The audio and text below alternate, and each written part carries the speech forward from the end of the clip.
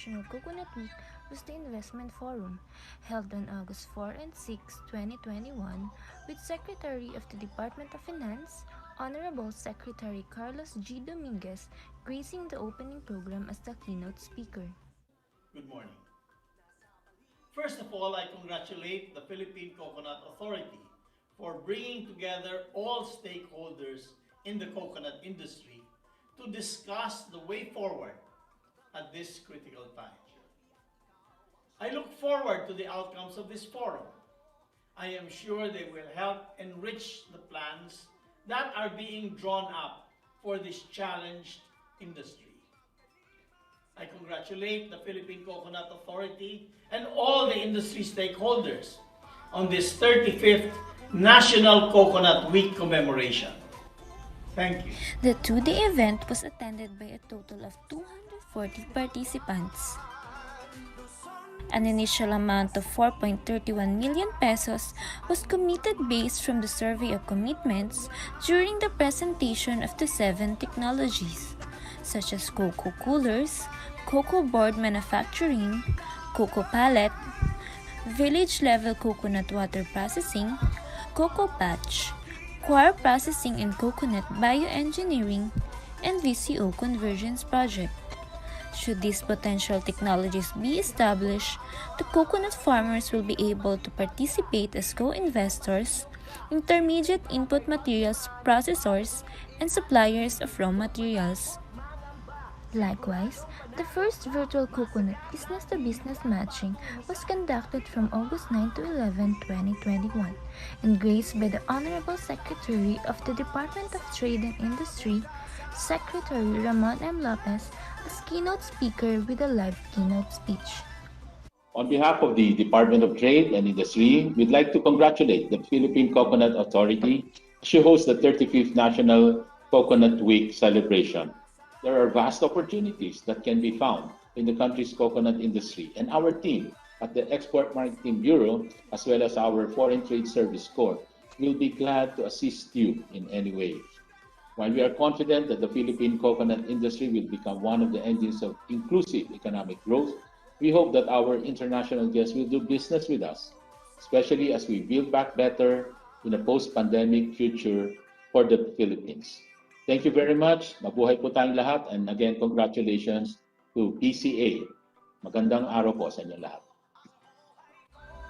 The opening program was attended by a total of 91 participants. 3 country reports on new trade policies and market trends were presented during the opening program. This includes United States, China, and South Korea. The event was concluded with a total of 104 total matches made, participated by 51 suppliers or exporters, and 25 buyers, 10 of which are local buyers, and 15 foreign buyers from 9 countries, namely France, Switzerland, China, Taiwan, Korea, Japan, US, Canada, and the new market Lithuania.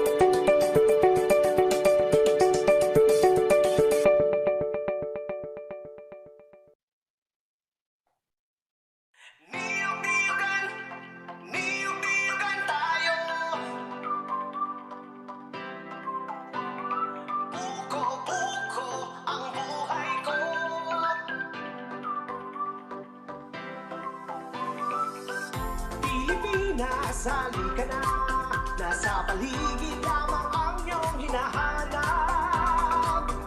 Huwag mag-alinlangan, huwag nang mangamba, ang puno ng buhay ay pag-asa. Magtanim ka lang ito, tiyak ikaw ang siyang panalo, walang matatalo, ito ang sigurado. Ang puno ng buhay ang ating pag-asa, halika na, magtanim at simula. Niyog-niyogan tayo para sa kinabukasan. Kuko ang buhay ko, tungo sa kaginhawaan. Luzon, Visayas, Mindanao, saan ka man ay mayroon yan. Ang buko niyog ang siyang pinagkukunan ng sambayanan ng pangangailangan. Niyog-niyogan tayo para sa kinabukasan. Magandang umaga po sa inyong lahat. Welcome to day 2 of our celebration for the 35th National Coconut Week. Ito po ang Coco-Kwentuhan webinar series. Sa inyong lingkod, ako nga po pala si Leo. And sa araw po na ito, ang pag-uusapan po natin ay ang LGU-led Coco Negosyo na may temang sa Coco ngayon, suporta ng lokal na pamahalaan ang Masasandalan. Sa mga unang beses pa lang pong makikisama sa ating webinar, welcome po. Pero dun sa mga nakasama po natin kahapon, welcome back. Tayo po ay live via Facebook at YouTube and of course ating mga participants via Zoom. Good morning din po sa inyong lahat.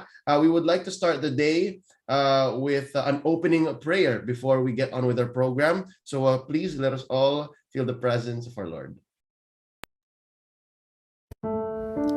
Dear Almighty God, Father of all, we thank you for this day. Thank you for giving us the opportunity to gather here today as we celebrate the 35th Coconut Month. In this Coconut Webinar series, we humbly ask you to bless each and every one of us, especially our coconut farmers to whom we dedicate this celebration. As we face this time of pandemic, our coconut farmers' welfare is at risk more than ever. We ask you to shower us today with your wisdom during our lectures and discussions that we may find the best possible solution in every challenges the coconut industry faces. We also seek your guidance as we go on in this event, that we achieve our goal for this gathering to help our coconut farmers engage into agripreneurship in order to attain economic development in the industry. Your Holy Spirit will ensure the success of this event through the enactment of the knowledge acquired from this activity. May the participants, especially our coconut farmers, benefit from this activity and evolve into agripreneurs. We ask all this in the name of Jesus, our God and Savior. Amen. Amen. Ladies and gentlemen, let us move along and remind everyone kung ano nga po ba talaga ang mga do's and don'ts natin dito sa Coco-Kwentuhan na may tema na sa Coco-Kwentuhan, negosyo ang pag-usapan, suporta ng industriya at gobyerno sa magniniyog ay asahan. Here are our webinar mechanics and house rules as presented by our very own D.A. Erlene Manohar, our Coco-Kwentuhan chair.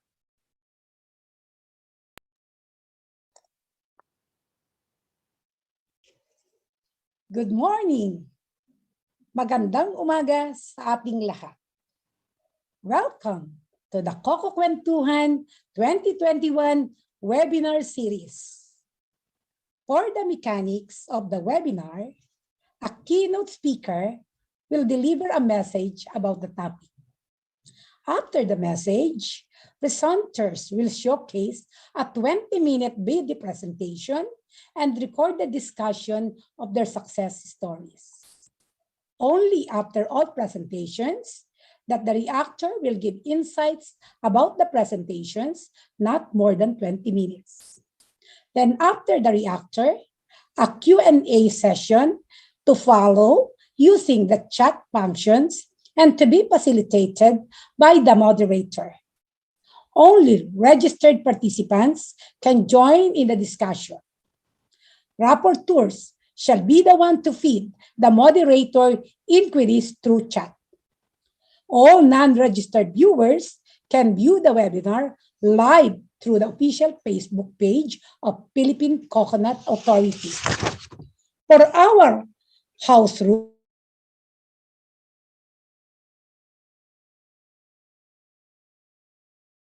on mute when someone else is presenting or speaking.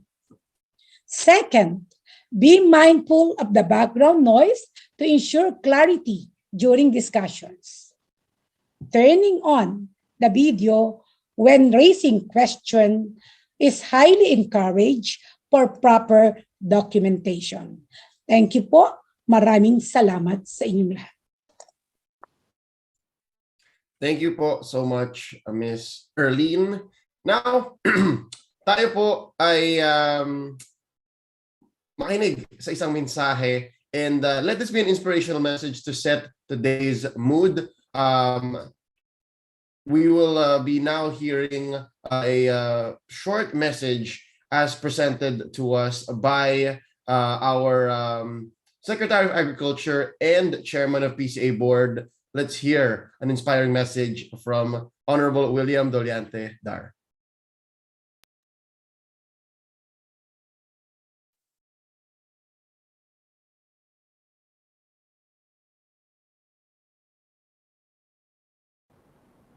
Good day to all.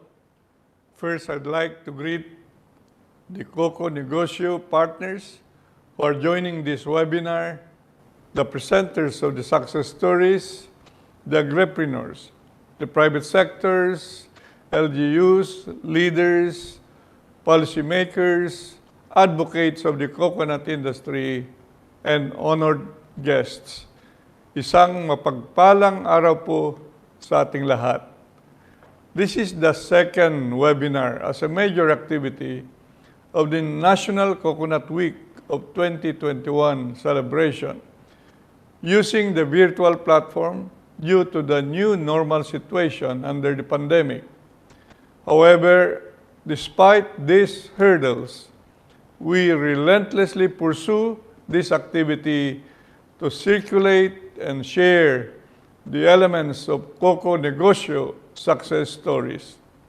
Sa araw na ito, hayaan ninyo akong bigyang pugay ang ating mga bayani sa Nyugan, mga nagtiyaga at nagpakahirap para makamtan ang pag-asa na galing sa Coco Levy. Tagal silang naghintay at umasa na darating ang biyayang ito na sa kanila rin nagmula. Ito ang magiging pundasyon ng pagbabago sa industriya ng pagnyunyog at makakaasa kayo sa paggabay at suporta ng gobyerno at pribadong sektor.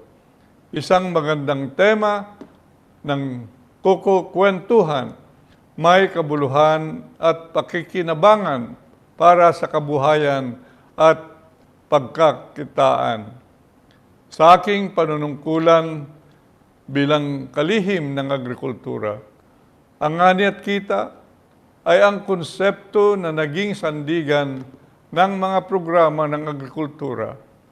Ang industriya ng pagninyog ay isa sa pangunahing industriya na may malaking kontribusyon sa ating ekonomiya, subalit nakakalungkot na marami sa ating mga magninyog ay nananatili sa poverty level.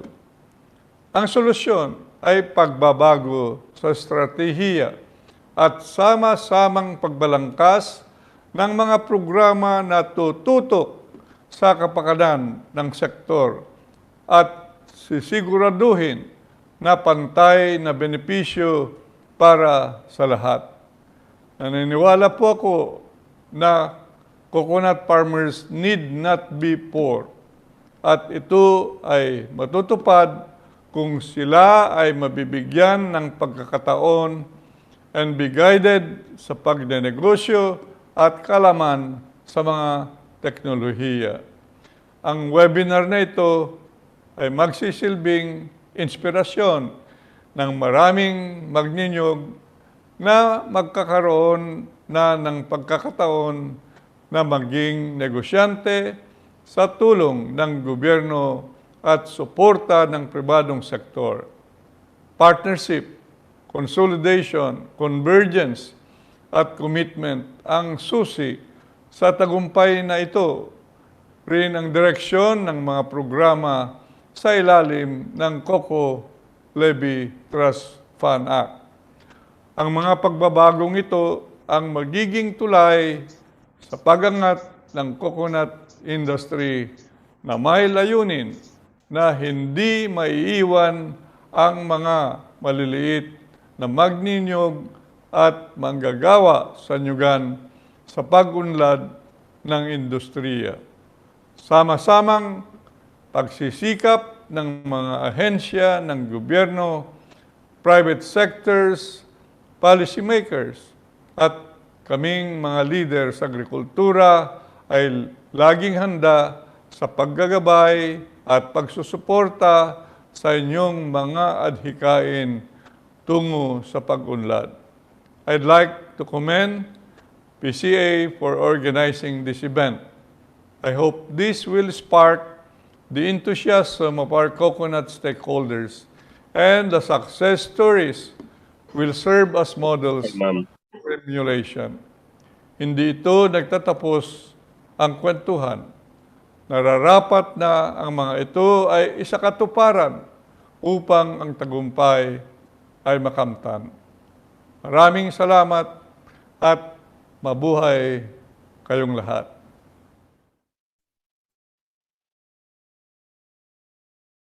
Maraming salamat po, ladies and gentlemen. Once more, that was Honorable William Dollante, our Secretary of Agriculture and Chairman of PCA Board. Nabigyan niya po ng konteksto ang webinar po natin ngayong araw at ang magiging usapin natin sa mga susunod na araw dito sa Coco-Kwentuhan for the rest of our celebration.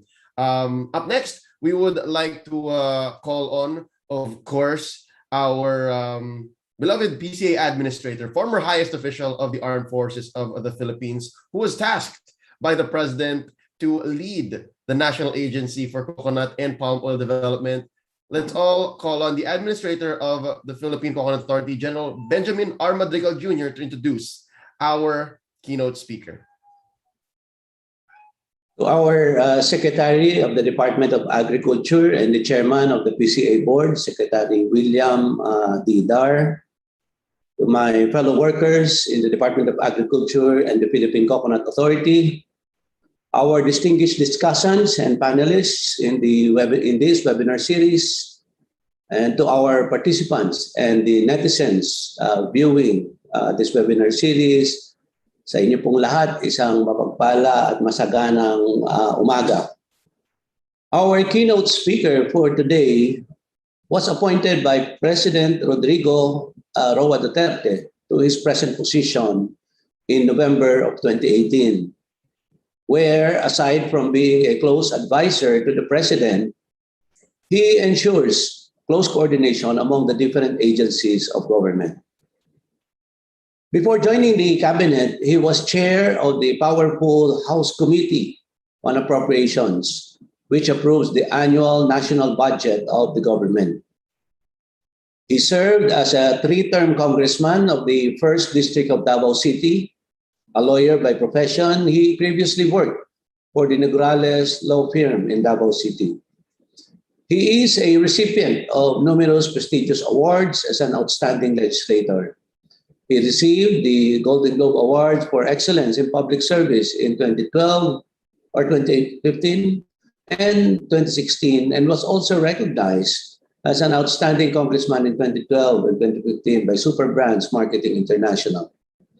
He is a graduate of the Philippine Science High School and holds a degree in Bachelor of Science Management Engineering from the Ateneo de Manila University and a Juris Doctor from the Ateneo de Manila Law School.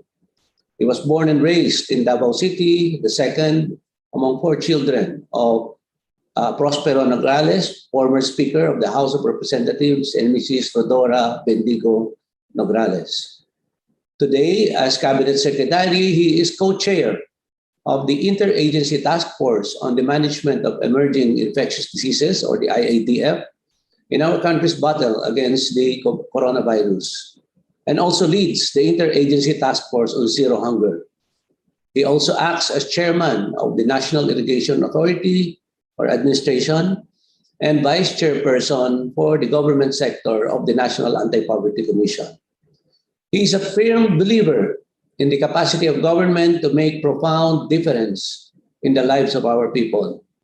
And he is very committed to deliver the pledge of President Rodrigo Roa Duterte to bring development and economic opportunities to all regions, especially in the countryside. Truly, he is one of our country's new generation of dynamic young leaders, a multi-awarded legislator and a passionate public servant. Ladies and gentlemen, it is my distinct honor and privilege to introduce to you Cabinet Secretary Carlo Alexi Bendigo Nograles.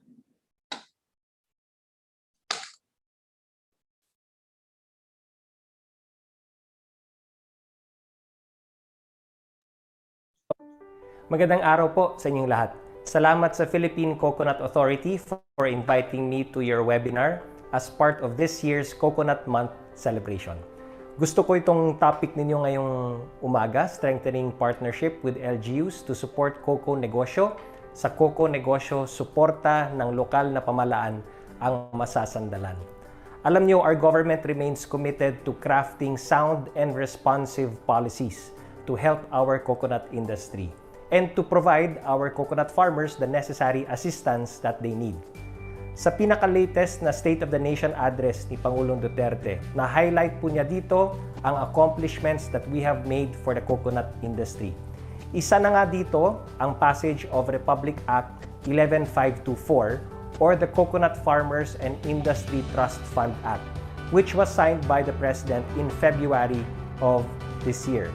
Ang objective po nito ay to develop the coconut industry and to benefit farmers harnessing the cocoa levy funds, which will be utilized for programs and projects. This effort is to maximize the untapped potential of our coconut industry to improve our country's economy and lift the current state of our coconut farmers. Moreover, the approval of the law jumpstarts and sustains the transformation of the coconut industry, provides social protection, empowerment, and prosperity to our farmers deserving of these. Mas strengthen din po nito at ma-enhance din po ang global competitiveness ng ating coconut industry. I would like to commend the Philippine Coconut Authority for their dedication and tireless work in continuously looking for ways to develop our coconut industry, epitomized in the launch of its Coconut Farmers and Industry Development Roadmap, which aims to boost the industry's competitiveness. Kasama sa strategies in this roadmap ang promoting coconut farmers' welfare and social protection, strengthening and empowering coconut farmers' organizations, increasing and sustaining coconut production or farm improvement, and establishing coconut-based farming systems, agribusiness hubs, and corridors for coconut products, intercrops, and livestock. Other key strategies also include improving competitiveness of traditional and non-traditional coconut products in local and global markets, enhancing trade and marketing, and strengthening policy and other support services. Kailangan ma-harness natin ito sa local level para maging sustainable. And this is where local economic development or LED becomes a crucial part to support the Coco Negosyo framework. Against the backdrop of local governance and the coconut industry, allow me to highlight the importance of LED and how we can better improve the coconut industry with the help of our LGUs. According to the World Bank, local economic development or LED is a process by which public, business, and non-government sector partners work collectively to create better conditions for economic growth and employment generation. In relation, the Canadian International Development Agency Local Governance Support Program defines local economic development as the process by which actors within the LGUs, kasama dyan yung barangays, municipalities, cities, and provinces, work collectively, which result in improved conditions for economic growth, employment generation, and quality of life for all.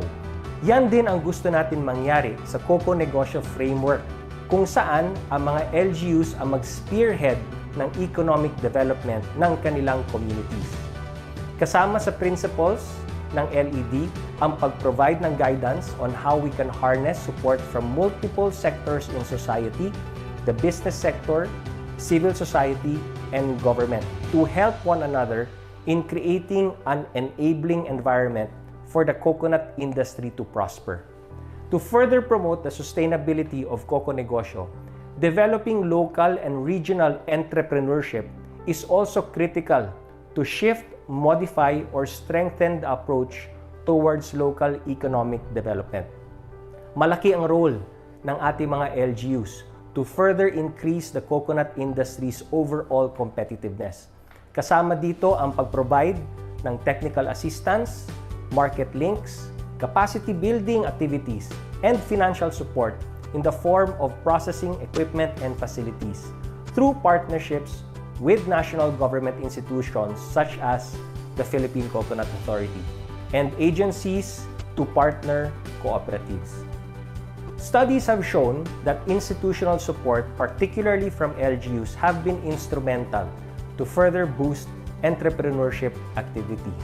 Kaya, ang overall support and role ng LGUs ay napaka-importante para sa development ng entrepreneurship and eventually our coconut industry at both the local and regional levels. May these strategies help you all in one of the most talked about topics concerning local governments, the implementation of the Mandanas-Garcia ruling. Sa dagdag na funding source for the Internal Revenue Allotment or IRA, now called the National Tax Allotment, LGUs will have the opportunity to develop and improve its delivery of services, one of which is agriculture. Dapat makakontribute ito sa local economic development and local and regional entrepreneurship by creating an economically conducive environment and promoting small businesses at the local level. Siya nga pala, in our fight against COVID-19, ayon sa clinical studies ng Department of Science and Technology, napatunayan na mabisa ang virgin coconut oil or VCO para mas mabilis na gumaling at pigilan ang paglala ng COVID-19 sa mga suspected at probable COVID-19 cases. Kaya considering this, the Philippine coconut industry has more than enough untapped capacity to meet the anticipated growth in the demand for VCO or virgin coconut oil, shown to prevent the progression or severity of COVID-19. Alam nyo naman, I am an advocate of the use of VCO as a potential safe treatment for COVID-19. At this point, we should be doing everything we can to help those who have contracted COVID-19. If there are possible treatments out there backed up by science and trying these treatments have little or no risk involved, let's try it. More importantly, there are zero risks involved. We know VCO may help them, and certainly it will not endanger their lives. With this renewed public interest in VCO, we are now seeing a projected increase in the demand for virgin coconut oil. Sana maging malaking opportunity to para sa ating mga coconut farmers, especially now that many have lost their livelihoods because of this pandemic. With the continued support of our government and other stakeholders, I am confident that we will regain our coconut industry's glory, and we will be able to extend more help to all of our hardworking coconut farmers. May we all have a fruitful and productive discussion in today's webinar and take this opportunity to not just learn, but to strengthen our network to help one another. Daghang kayong salamat kaninyong tanan, mabuhay ang ating mga coconut farmers.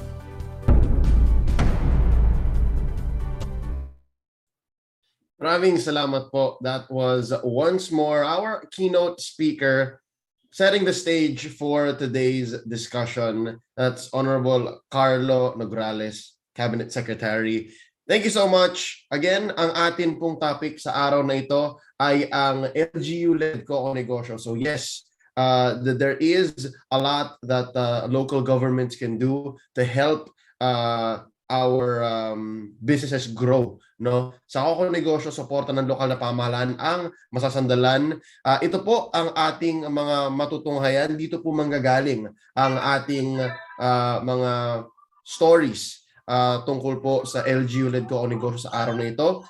Meron po tayong 4 na mga participating local government units na magkikwento tungkol sa kanila pong storya. Ito po ang ating representative from Claver, Surigao Norte, from Javier, Leyte, from Luzon, Alabat, Quezon, and last but not least, from Lanao del Norte, mula sa Malingaw, Tubod. 4 po sila na magkikwento. And first up, we will be hearing from our representative from Claver, Surigao Norte, as represented by Ms. Georgia D. Gokianki, Municipal Mayor of Claver, and Ms. Julie S. Presida, Chairperson of Claver Coconut Farmers Multipurpose Cooperatives. Pakinggan po natin to.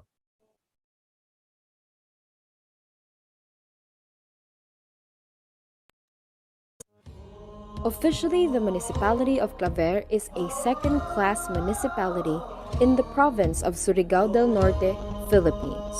Claver is primarily a mining town with iron, nickel, copper, and silver deposits on its Pulang Lupa Mountains, which are exploited mainly by the Taganito Mining Corporation.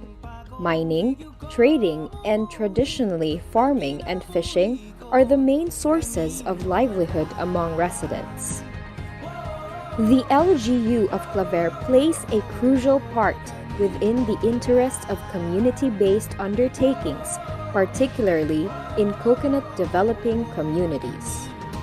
The commitment of the LGUs could be a solid provision in most agri-based ventures, since LGUs have unswerving impact from production to marketing.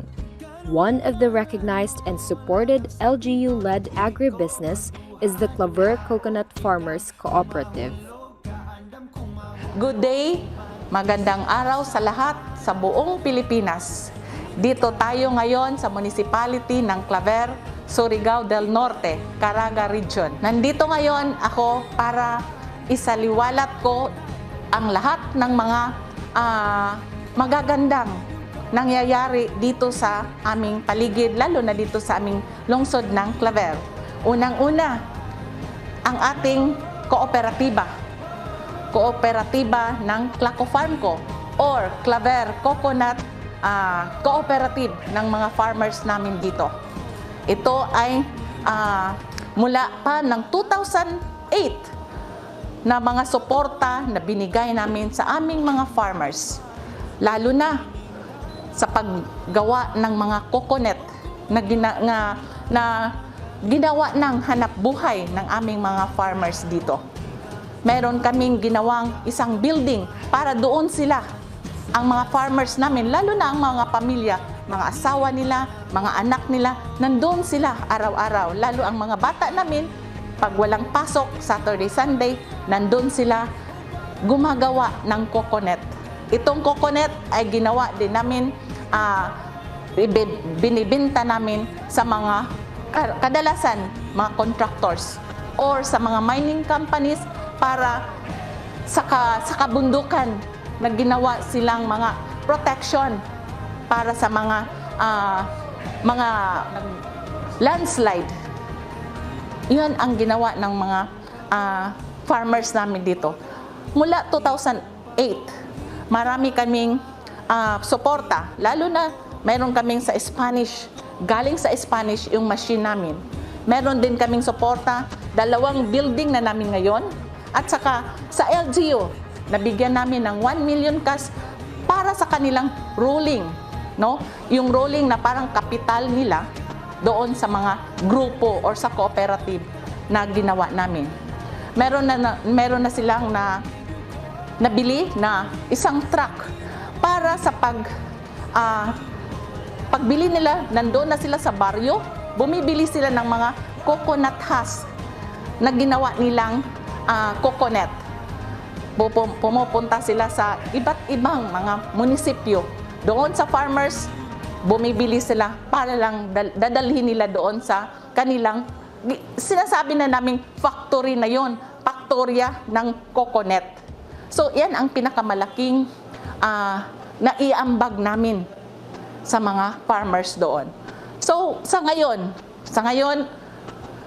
parang nag-expand na kami ng produkto. Meron na kaming yung coconut husk, ginawa naming mga flower pot. Tapos, yung coconut husk, meron kaming machine na nag-grind or shredder, tapos ginawa naming fertilizer. Sa ngayon, nakaproduce na sila ng fertilizer, organic fertilizer, at nagamit na ng mga farmers namin. Sa iba't ibang mga kooperatiba naman ng farmers. Meron kaming programa na binibigyan namin ng mga organic fertilizer, lalo na doon sa mining barangays. Kasi yun sa mining barangays, ang lupa nila medyo hindi na masyadong mataba. Kaya binibigyan namin doon ang mga karamihan doon kasi hindi na makapagtanim kasi iba ang klase ng lupa. Parang dry siya kasi mina. Pero nang binigyan namin ng organic fertilizer, doon nakita nila na pwede palang makatanim ng lalo na sa mga gulay.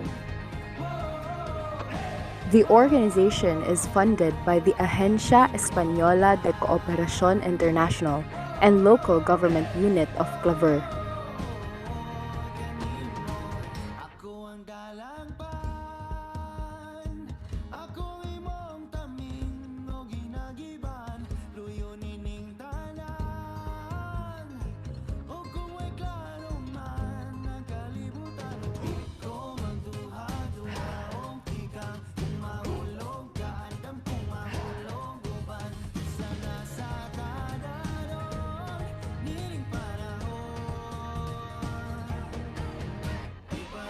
Ako si Julie Criselda, 52 years old, chairwoman sa Coco Farm ko. Claver Coconut Multipurpose Cooperative. Multipurpose Cooperative was established August 2008. So, ang among nahimo din ni sa Coco Farm ko, sugod sa 2008, naghimo mi og coco twine, nag-build mi og coco fiber, then naghimo mi og G-unit o ang-among G-unit nahimo namo tong biolags, gihimo sad namo o orchid bell. Then ang among kokopit gihimo sad namo o organic fertilizer. So organic fertilizer base sa among produkto karon na ani as atong luyo na ay coconut o ni ay coco based organic fertilizer o diin maayo kini sa mga gulayon, sa mga nagtanom og mga bulak, sa lain dapit dinhi sa karaga, sulod nining atong karaga. O mapasalamaton usab kami sa mga ahensya, nagkalain-laing ahensya nga nagsuporta niini. O mapasalamaton kami sa Coco Farm ko. Dako kayo among pasalamat labi na sa atong minahal nga lungsod nga diin dumala sa atong inahan sa lungsod sa Claver, Mayor Georgia D. Kukiangki. Madam, daghan kayong salamat sa imong pagsuporta, pagpaluyo sa Coco Farm ko nga walay puas nga suporta. Labi na sa DE nga daghan usab nga proyekto na dawat na pamidawatonon nga unta na maabot na sa sayo nga panahon kay usab gikinahanglan usab namo sa among mga additional or expansion sa mga proyekto. O pasalamat usab kami sa Coco Farm ko sa suporta sa PCA labi na sa decorticating machine nga usa nga maoy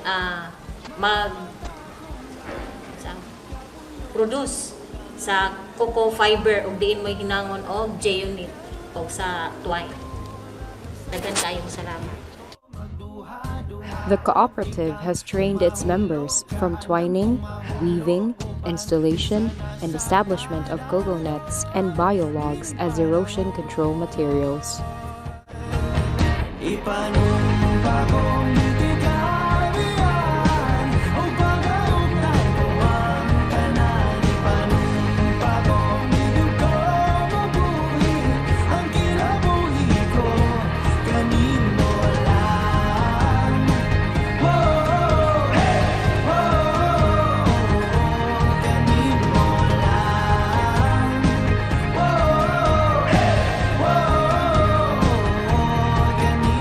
Si Adelina Alcantara, 41 years old.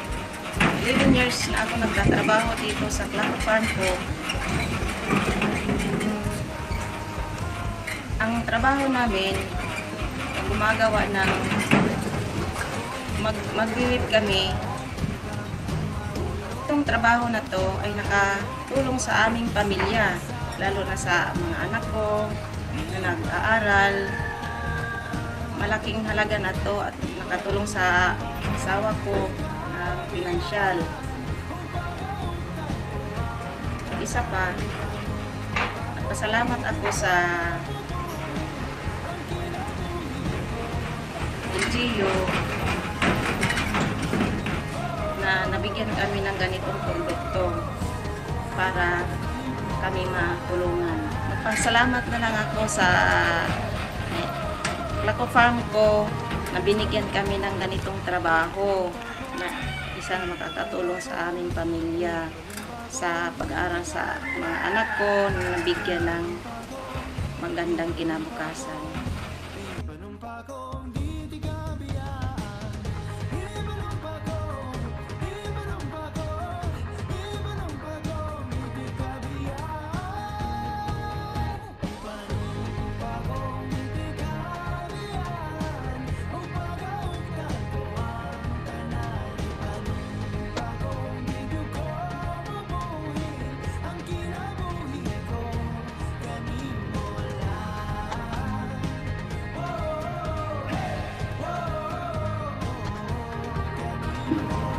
I am Angelita M. Espinosa of LGU Claver, but I am previously a PCA employee of Caraga Region. I am presently connected with Claver Coconut Farmers Multipurpose Cooperative as project coordinator. Since that cooperative I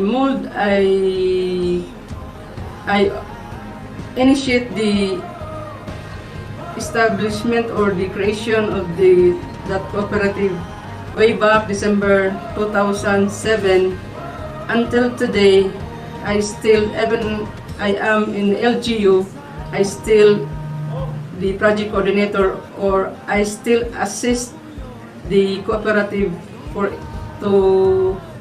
to reach or to meet its vision and mission. I initiated the consolidation of the members of the coconut farmers organizations of the barangays of Claver for the purpose of availing government projects which would help the coconut farmers, especially looking forward for the coconut processing at that time that needed the appropriate machines and equipments to process, especially the coconut husk processing project, which was introduced to us. We introduced with former Regional Manager Engineer Ramon Barbosa for the coconut processing to be funded by the Spanish Mission with funds assistance implemented through the Department of Agriculture.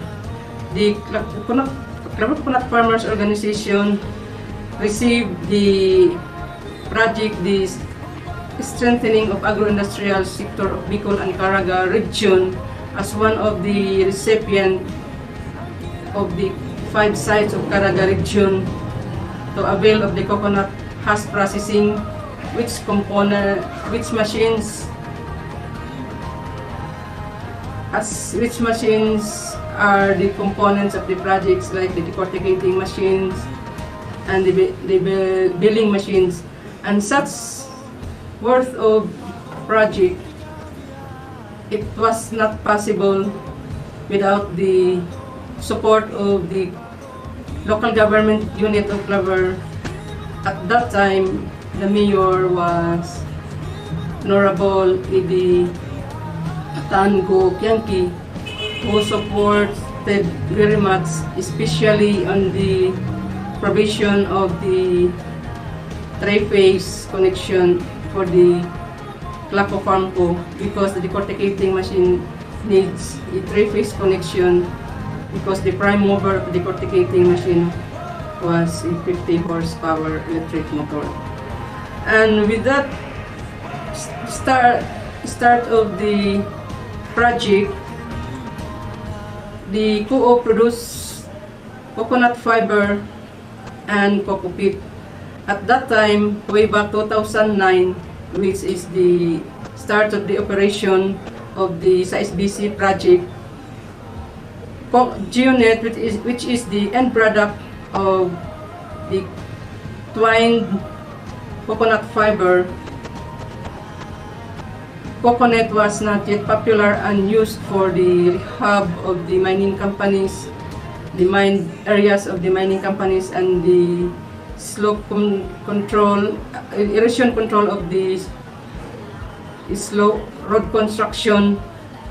So the co-op sold the coconut fiber and build form, and that was very expensive to produce that build fiber with low price, until such time that the co-op stopped to produce and wait for another market for end product, which is the GeoNet or the coconut. By year 2011 or 12, which the GeoNet made its popular use, the co-op was received purchase orders from mining companies and road contractors. So the sale of the coconuts boomed at the co-op, and the members had availed much of its benefits, because the members and non-members along the vicinity, the families in the vicinity of the plant site avail of its benefits, because twining as a job out labor for the production of cocoa ropes or cocoa hunks to be woven into coconuts. Even the senior citizens and non-working housewives were able to make a livelihood out of that twining and weaving. And to encourage more weavers and twiners, the co-op offered incentives like bar of soaps for every 500 pesos worth of twining. Then to make it more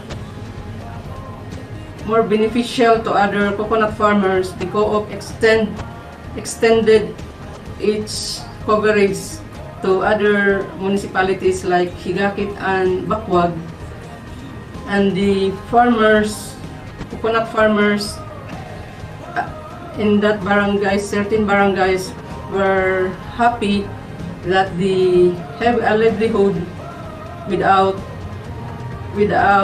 capital, only to twine. We at the Municipal Agriculture Office are very much willing to prepare or to help assist the organizations to become cooperatives so that we can avail of the programs and projects of the government, which is very much helpful in our goals to avail of the livelihood.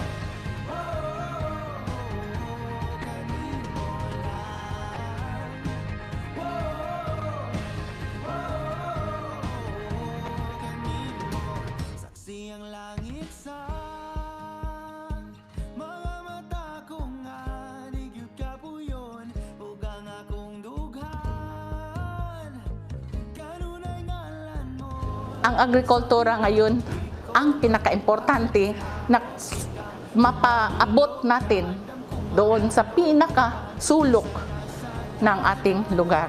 So sana sa national government, matulungan din kami dito kung anong mga pangangailangan namin para sa aming mga farmers at lalo na para umudlad ang mga kabuhayan. Salamat sa lahat na mapaabot namin doon sa national government. At ito ang garbo ng Claver.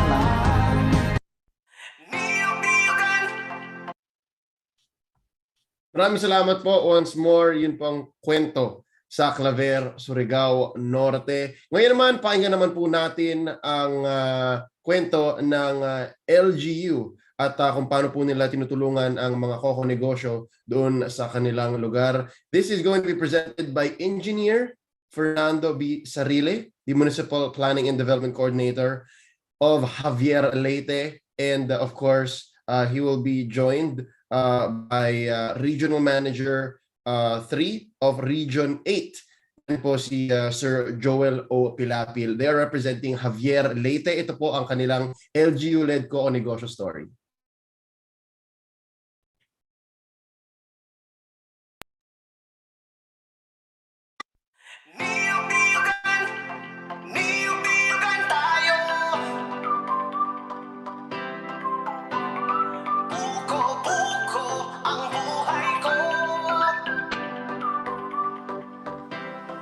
In the heart of the Leyte provinces lies the municipality of Javier, a place of hardworking people and visionary public officials who embrace the idea that coconut tree is a valuable commodity. Hence, every part can be turned into an enterprise.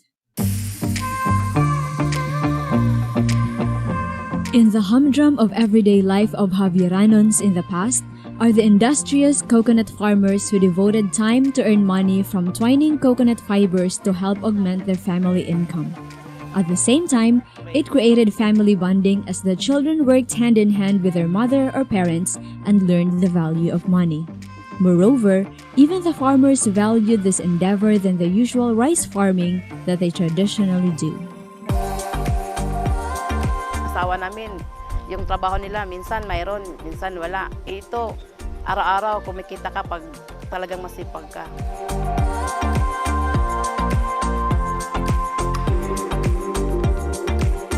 Tigang ka mo hitaga, kutob magkulog dire, labaya kay 100 la ka bukit iyo nahimo. Usay nakita kami sobra libo.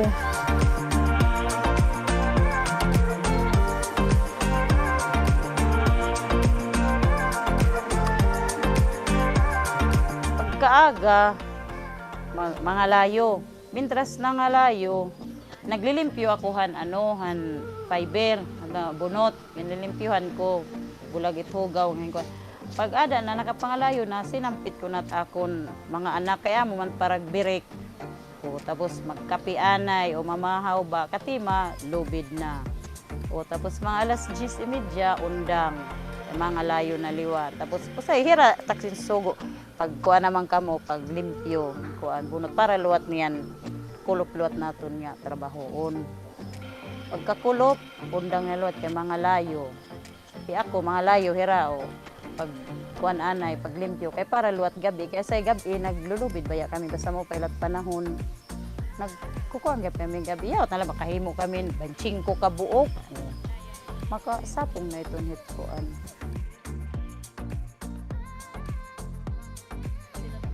Pati anak ko ang naggaganyan, ako naman yung gumaganyan pisi.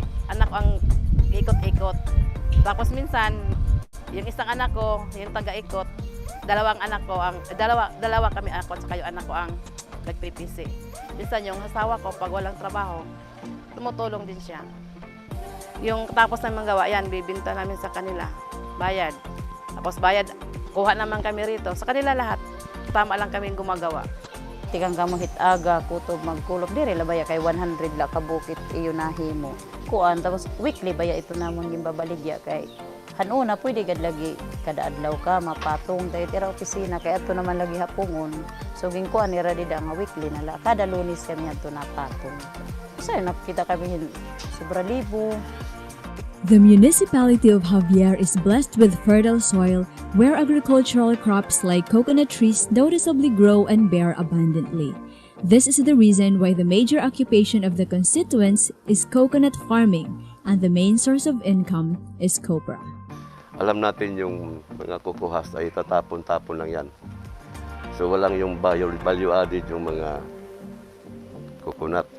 Ang sa kanila lang yung copra, then ibinta. Hindi nila naalalaman na yung basura ng husk is also pera. So with the advent of that project, so nagtulong-tulong po yung DTI na magbigay ng mga decorticating machines, pati yung PCA at yung mga sa good manufacturing ng DOST. So nakagawa ng mga pati natawag natin na coco fiber through that decorticating machine, and then yung pang sinasabi natin na facility ng twine machine na nagagawa ng fiber.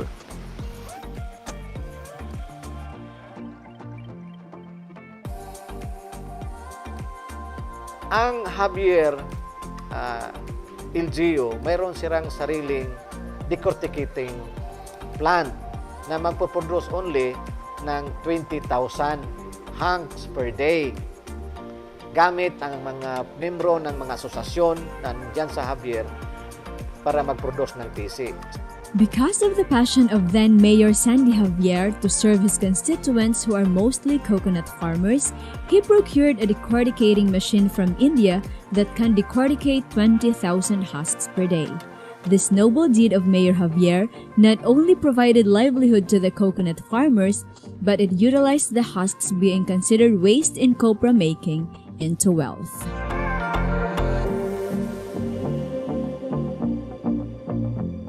The partnership between PCA and Javier LGU was already built during this time. Former PCA Administrator Euclides Forbes, Deputy Administrator Roel Rosales, former Regional Manager Ramon Barbosa of Caraga, and former Regional Manager Edelberto Nierva graced the occasion. Magkakaroon tayo ng magandang proyekto dito sa Leyte, particularly sa Javier Leyte, ang pinakauna at saka the only facility na tinatawag na PVC tufting machine.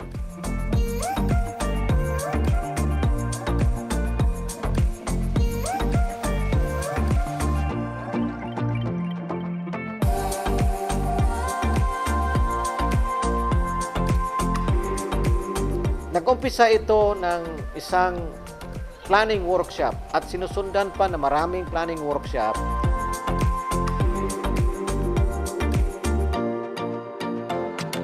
Natulong-tulong po yung mga national government agencies sa apat na malaking organisasyon ng agency tulad ng DA, DAR, DNR, ang little part ng DLG. Sa parte naman ng DA, marami silang mga branches na mga nakakatulong na mga agencies like PCA, DTI, DOST, at saka mga private organizations na tumutulong sa pagkumpul-kumpul o pagsasanib pwersa ang pagbigay ng mga resources galing sa mga agencies na ito.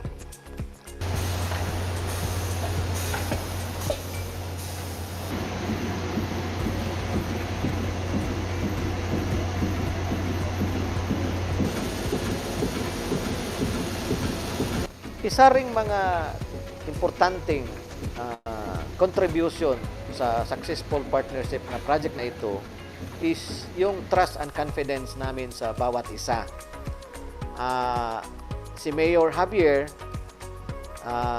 is trusting us to provide the technical and the knowledge of supervising the various or networking the different or various kaanib sites.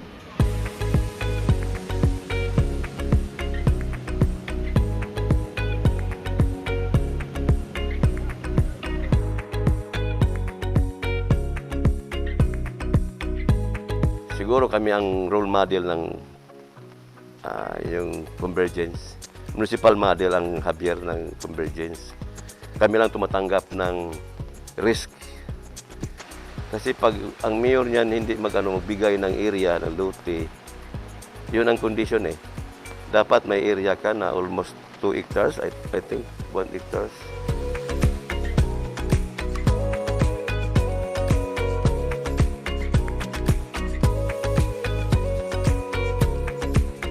Sa project na ito, siguro nagkailangan tayo ng 1,000 or 900 to 1,000 people per day because we need 20,000 hangs per day for that machine sa 6 to 8 hours na operation. Sabihin natin na project banner ng LGU na pag-solbar ng kahirapan ng mga cocoa farmers at yung mga problema sa solid waste. Once this tufting hub be operationalized, it will definitely generate jobs for coconut farmers, empower the coconut-based organizations as it will engage in enterprising, address waste management problem, strengthen the coconut industry as well as the local economy, and serve as a source of pride of the municipality, coconut farmers, and partner agencies. Ako po, si Ginoong Noel Jordan, isang magsasaka ng Niyog, lubos na nagpapasalamat sa LGU Javier, kay ex-Mayor Sandy at kay Mayor Mike sa PCE, DTI, Dole at sa iba pang tumulong sa aming mga magsasaka ng Niyog dito sa Javier City, lalong-lalo na sa PCE dahil sa kanila nagkaroon dito ng tufting hub na magbibigay sa amin ng sapat na kita lalo na ngayong panahon ng pandemya. Maraming salamat po.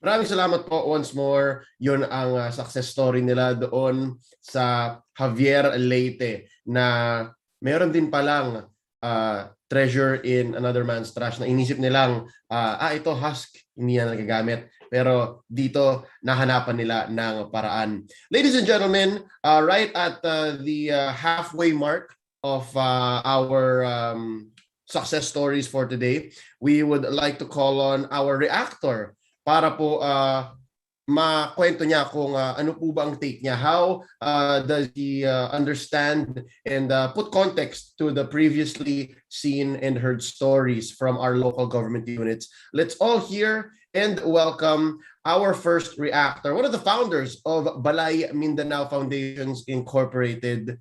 Pakinggan po natin ang reaction ni Sir Ariel C. Hernandez. Hello, Leo. Magandang umaga. Am I coming clear? Am I Yes, coming loud and clear? Thank you, thank you. Malinaw po. Magandang umaga po sa ating lahat. Magandang umaga sa ating administrator. Isang mabuti at masayang kaibigan, Administrator Benjamin Madrigal Jr., sir. Of course, greetings also to the regional managers of PCA who's doing the work on the ground and all the technical staff.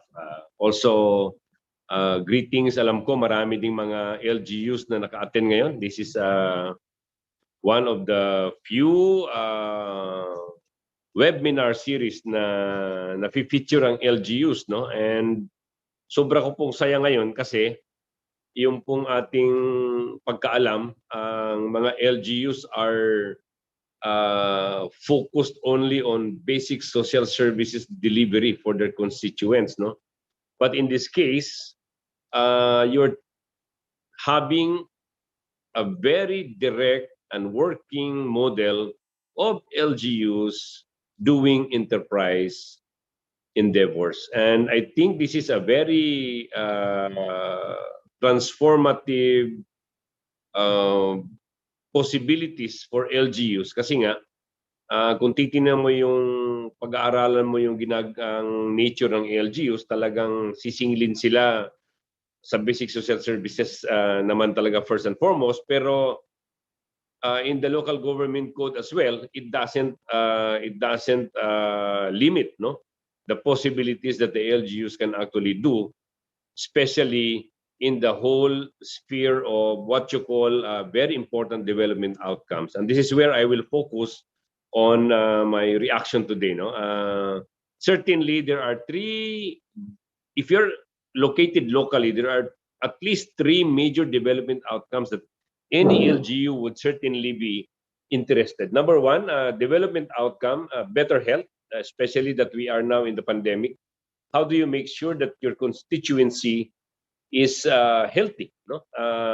How do you make sure that maternal and child care will have a zero incidence, for example, in a municipality? How do you make sure that no single child is malnourished, for example? So these are better health outcomes, no? And of course, pandemic, paano mo i-manage in a very, very difficult situation that not only the country is facing, but the whole world. No? So development outcome number one, better health. Number two is better, inclusive, and quality education. That's yun din isang challenge sa LGU. Pero hindi ko na yan palalalimin kasi nga ang topic natin yan is enterprising. Which leads me to the third very important development outcome. What is that? Better incomes. And this is where sobrang lapit sa puso ko ito kasi nga ang isang LGU that can contribute to better incomes both institutionally and the families of the constituency, yun po ang isang LGU masyadong malalim ang pag-intindi kung ano ang ibig sabihin ng public service. At let me congratulate the 4 LGUs right now. I'm sure there are a lot, but for the purpose of today's sharing, ito po yung 4 ngayon, and congratulations inyong 4 po. Napanood ko ngayon sa sharing ng the first 2.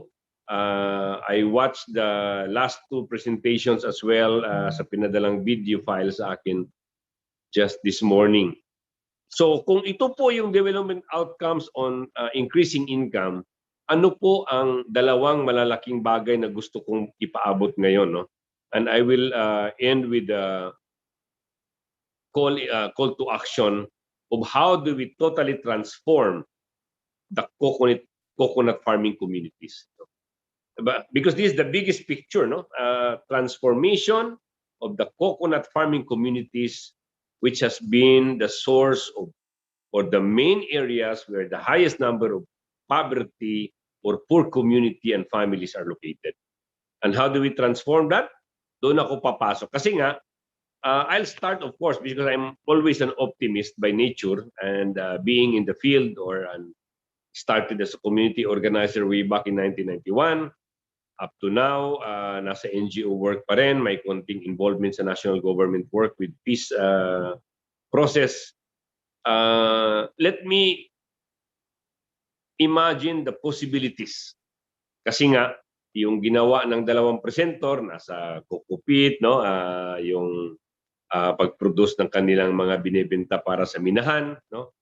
At pag-produce ng mga coco choir and everything na malinaw naman yung value addition, no? Napanood ko, for example, si Alabat Quezon, kaibigan kong mayor, si Mayor de Mesa, kanya naman coco sugar at saka virgin coconut oil na napapackage sa anti-COVID, no? And ang Lanao del Norte, ganun din, no? May involvement din silang ganun. But I think I have to I have to say na yung opportunity for the coconut value adding is in fact limitless, to be very excited about it, no? Kaya nga tree of life ang tawag eh. Lahat pwede mong pagkakitaan, and sana nakapagsimula na inggit ako kanina sa Claver kasi dapat nakapagsimula na rin ako ng personal project on organic fertilizer using coco peat, no? Pero may konting may konting delay kami ni RM Oktubre at sa Zamboanga Research Center. Baka matuloy na yan very soon. Kasi nga, if you look at the full recovery, and this is where the possibilities, I am super excited. If you look at the full recovery after COVID or even during COVID, it is still the farming industry that should take the lead. Kasi nga, wala namang nagpa-farming na magkakatabi, wala namang nagpa-farming na sarado, open. So actually very safe siya for even in a midst of a COVID pandemic. And this is where the possibilities are so much, no? And ang hindi ko maubos-ubos isipin, of course, the biggest picture, of course, is biodiesel, no? Ito yung natin na palagi nang pinag-uusapan ni Admin Bossing Benji na sana umabot tayo sa ganitong level para talagang akyat lahat ang buong coconut landscape ng buong Pilipinas. Sa akyat yun. Pag tumaas, for example, ang CME sa mixture ng diesel fuels, no? But even before that big picture, ang dami nang pwedeng gawin, no? Ako nagsimula kami sa Coco Sugar, tinamaan lang dahil sa pandemic, that I'm not giving up kasi nga it's there, no? It's there, and virgin coconut oil, all this paggawa ng mga coco coir, no? Na ang market is still very, very bright, napatigil ang konti dahil sa COVID. So what I'm saying is that the possibilities are there to totally transform coconut farming communities from a very poor community to that of economically vibrant and resilient families. And ito po, sa dami ng posibilidad, if I am to wear my academic hat, gusto ko ring tingnan na may apat na malalaking bagay, no, bago ako lumukso sa call to action, no. The challenges, what are these, no? For example, if I have to be, and Bossing Benji knows this, no? I'm very direct and I'm very frank about it. There are 4 na pwedeng pagtuunan ng pansin, no? 1, management capacities. Di ko alam, hindi na mention, but sa 4 na munisipyo, hindi na mention kung ano na ang forma na, for example, ng kanilang municipal enterprising or municipal enterprise office, for example, no? And if you will run enterprises, you have certain capacities, management capacities that you should have one, no? Kasi nga pag wala yon, running an enterprise, as everyone would know, is much more complex than running an education or health program at the municipal level. Mas maraming titingnan. Kasi nga, value addition. What are these? Technology improvement. Masaya ako nakita kanina yung last presenter na may may machine na ginagamit, no? Ito yung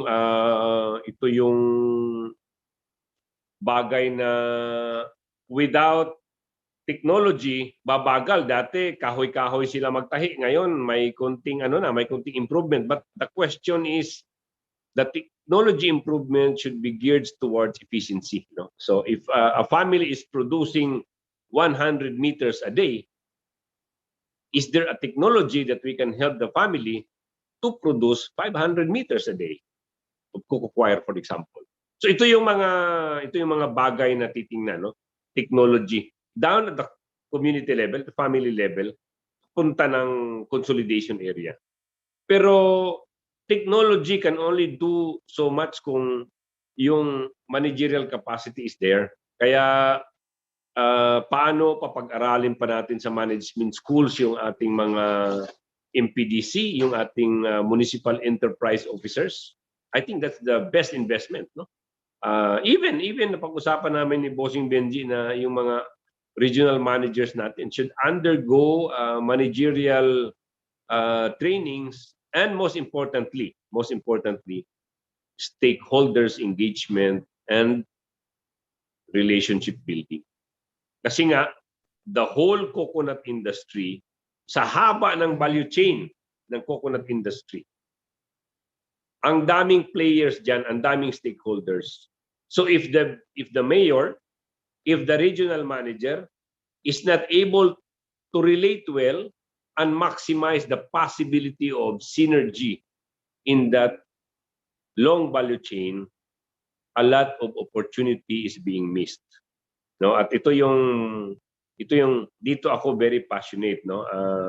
Lalo na ngayon na crisis ang ating bansa dahil sa pandemya, we cannot afford to lose money because of incompetence.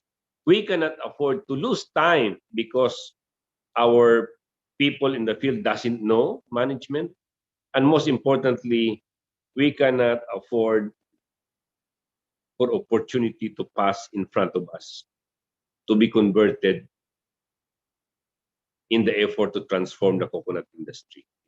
At ito yung dito ako siguro hihinto, no. For example, yung coconut industry value chain mahaba, isang aspeto ng managerial capacity yon.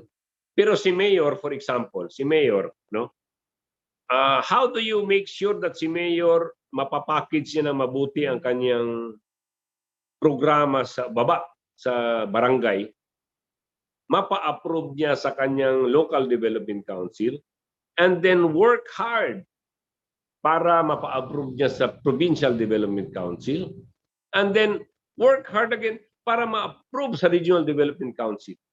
Kasi pag ma-miss mo itong tatlo, pwedeng maganda ang iyong vision, pero baka hindi lumaki dahil hindi mapunduhan. And with the big picture, of course, of the Coconut Levy Fund, lahat po tayo dadaan sa ganung proseso. And I'm sure ang mga mayors will have this capacity, but what I'm saying is that it has to be almost perfect. How do you mobilize the stakeholders in favor of that big dream of transforming the coconut farming communities from a very poor communities to economically vibrant and resilient families. So ito po ang ilang mga bagay na pumasok sa aking isipan, at siyempre sayang-saya po ako na sa 2 video, at I'm sure sa 2 other videos featured masyado ang kababaihan, no?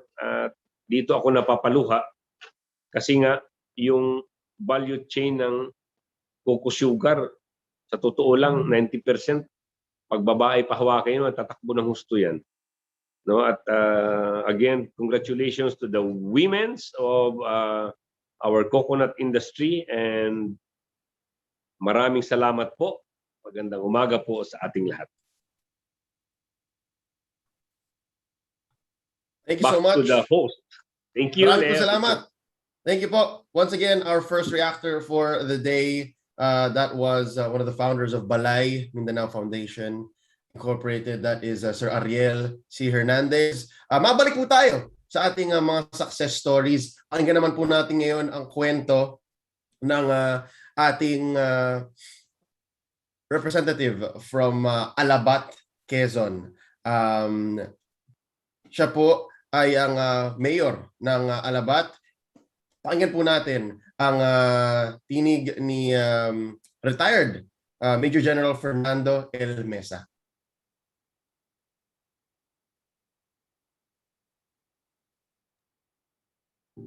Isa ang bayan ng Alabat sa 3 bayang bumubuo sa isla ng Alabat. Matatagpuan ito sa gitna ng Pacific Ocean at Lamon Bay sa silangang baybayin ng Timog Katagalugan. agrikultura at pangisdaan ang pangunahing kabuhayan ng mga alabatin, kaya naman ang pagpapaunlad ng nasabing sektor ang ginawang prioridad ng lokal na pamahalaan sa pangunguna ng kanilang punong bayan, Mayor Fernando Mesa. Higit pa rito, dahil sa kagustuhang mapaganda ang pamumuhay ng bawat mamamayan ng Alabat, lalo na ang mga magsasaka, ay hinangad at sinikap nilang maging isang social enterprise sa pamamagitan ng pagtatatag ng mga agricultural-based local economic enterprises. Noong taong 2013, sinimulan nilang ilatag ang mga proyektong sasagot sa mga hamong hinaharap ng sektor ng agrikultura, lalo na sa industriya ng pagniniyog, kung saan ang karamihan ng mga alabatin ay umaasa.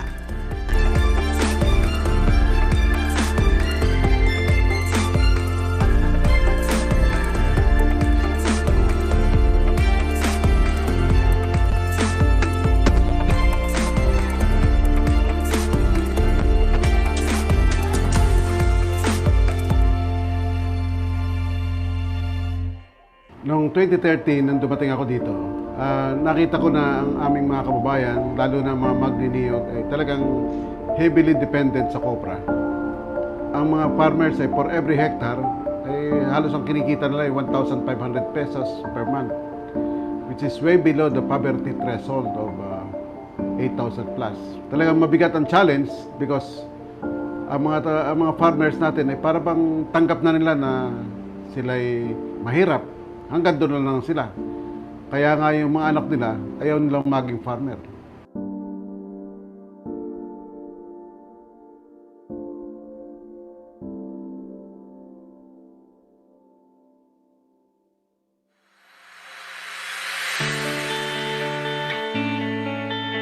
Ang kinakailangan talaga yung mga farmers ay kumita.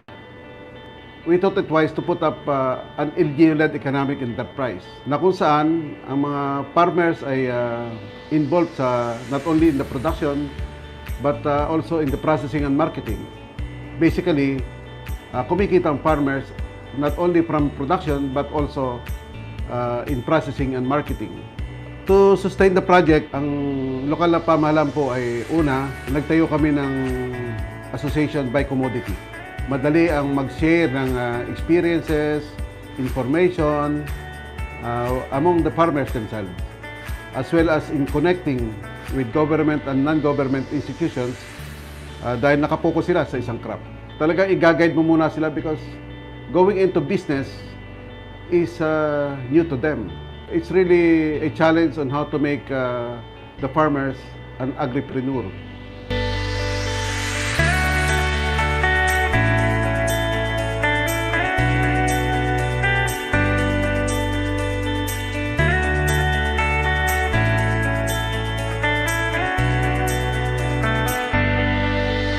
Naumpisahan rin noong 2014 ang LGU-led enterprise sa pagpoproseso ng cocoa sugar na agad nilang sinundan ng pagbuo ng project proposal sa ilalim ng Cocoa Hub Project ng Philippine Coconut Authority o PCA.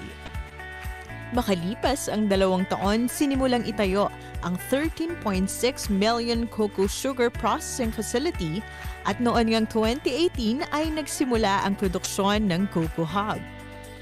Kasabay nito, pinagsikapan din ng LGU ang pagkakaroon ng International Organic Certification para sa higit 50 ektaryang niyugan. Mula sa maliit na produksyon ng mangilan-ngilang cocoa sugar producer noon, ngayon ay nakagagawa ng 4 hanggang 5 metriko toneladang organic cocoa sugar kada buwan ang nasabing pasilidad. Ang LGU rin sa pangunguna ni Mayor Mesa ang matiyagang naghanap ng buyers ng kanilang produkto at sa kasalukuyan nga ay patuloy na nakikilala ang Alabat cocoa sugar sa merkado dahil sa kalidad nito. Ako po, kahit ako'y mayor, ay ako may daladalang mga sample ng mga produce ng mga farmers at ako nagpupunta sa mga market. Sa tulong naman po ng Panginoon ay nakatagpo kami ng mga buyer ng aming mga products. All the way, hindi naman kami pinabayaan ng mga agencies ng PCA, DTI, DOST, DA, Andole. So with all of this convergence of support, ay napakalaking bagay po. Convergence is the key for all LGU-led economic enterprise.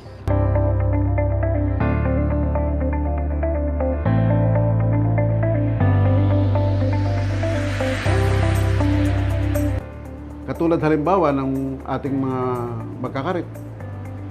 Noong una, kinikwento nila yung mga asawa nila, pag nakakita ng tao, pag tumatago, ayaw makipagkita, ayaw makipagpulong sa eskwelahan. But now, magpatawag ng pulong, nauna na sila. At makikita mo, ibang-iba na ang aura nila. They are happy, their family is happy, at hindi mo makikita sa kanila na sila naghihirap. Dahil they are earning well from this project. So sabi ko nga, ang niyog ay ginto. And there should be no reason why farmers will be poor. Unti-unti na namin itinuturn over sa mga farmers association. Because nakita namin na mayroon na silang kakayanan, they can now be on their own. And sa klase na nga lang ng kanilang mga tindigan ngayon, they can feel the dignity of being a farmer. Nung nagpo-produce na nga kami ng cocoa sugar, ay kitang-kita namin ang pagbabago ng buhay ng aming mga farmers. The changes was exponential in terms of number of employment and income. For 1 hectare, nag-employ kami ng 9 workers and earning an average of 10,000 pesos each a month. At ibang-iba at damang-dama ng tao kung ang serbisyo ng gobyerno ay nailalapat natin sa tao. Maramdaman lang ng mga tao yung paglapit ng serbisyo ng gobyerno. Tataas ang kanilang moral at pagganda ng kanilang buhay, ang dignidad ng ating farmers ay tataas. So, ang isa pang aspeto na dapat nating palakasin ay yung relasyon natin sa Panginoon. Dahil yung iba, pag kumikita na, nakakalimutan na ang Panginoon. Pero kung parating kasama natin ang Panginoon, we will succeed.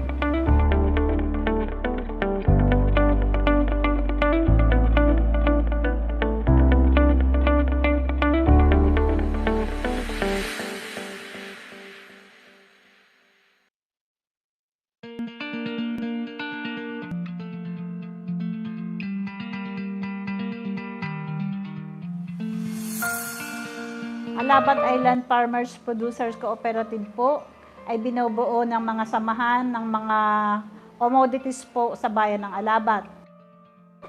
Sa ngayon po ay ang focus po namin ay ang cocoa sugar, ang sili, ang kakao, ang palay growers din, ang palay din po, at ang BCO. May kasaba chips. Una po ay sa cocoa sugar. Sila po yung nag-hikayat na magsimula para po makapagawa ng cocoa sugar. Para po makahikayat kami ng magkakarit, ay nagkaroon po ng swelduhang mga magkakarit. Nag-hire po ang munisipyo. Sila din po ang nagbayad ng aming organic certification fee. Sa aparte po namin, sa aming mga naging tao, mga magkakarit po namin, ngayon po ay iba na po yung buhay nila. Nang una po yung bahay nila, yun po ay sa una pong punta namin nung amin po kahit silang tinutulungan, yun po nagsisimula pala ang kami. Yun po ay mga dampa na ang bubong po ay yung nilalang niyog, kung tawagin po dito ay sulirap. Dingding po ay ganun din. Ang sahig po ay kawayan na yung pera-peraso. At ang mga bahay din po nila ay mga bato na. At yung pong iba'y nakabili na po ng lote. Pagka po nagpanahon ng sweldo, ay di sila po ay uuwi, kakain sa labas, kasama po yung pamilya. Ako po ay natutuwa sa kanila at sabi ko nga ay sila ay nakaranas na nung ganong buhay. Nung una, hindi po namin makausap, laging palayo. Pero ngayon po, edi kasalamuhan na. Kasalamuhan na rin po namin.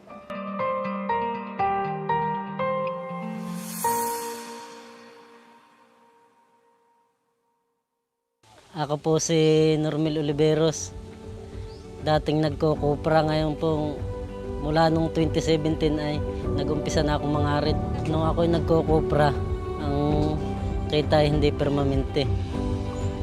Kuminsan ay maliit, kuminsan ay maganda rin naman.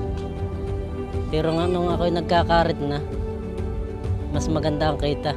Ngayon po ay kumikita na ako ng nasa 22,000 buwan-buwan. Dati po ay yung bahay ko nautay-utay nang ipatapos. Saka po nakabili na ako ng motor ko. At ito po ang napundar ng aking mga kasamahan.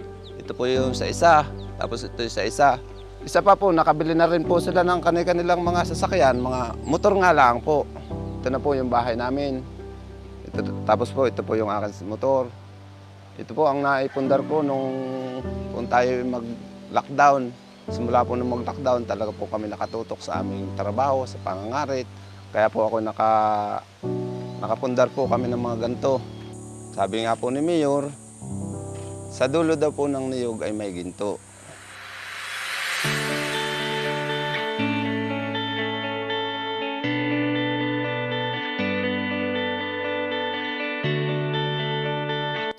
Nang dumating ang pandemya taong 2020, nakita rin itong pagkakataon ng punong bayan upang mabigyan ng hanap buhay ang iba pang alabatin sa pamamagitan ng paggawa ng virgin coconut oil.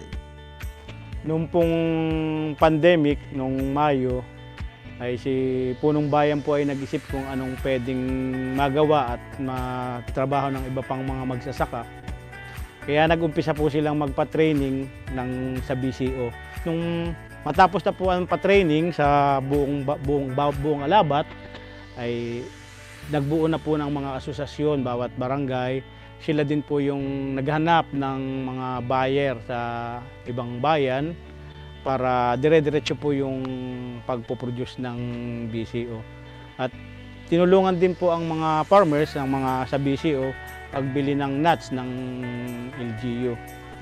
At ngayon naman po ay gumaganda na yung takbo, ay utay-utay na pong iniiwan ng LGU para yung federasyon na ang mamuno ng samahan ng BCO.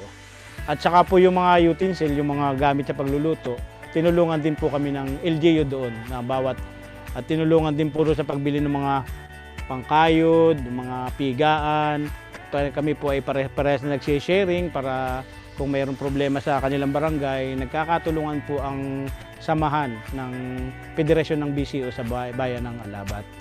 Mayroon po kaming toyo na ginagawa dahil doon po sa sabaw ng niyog at saka ginagamit din po naming suka na pinaprocess po, nilalagyan ng mga sili yung suka para maibenta rin po sa market.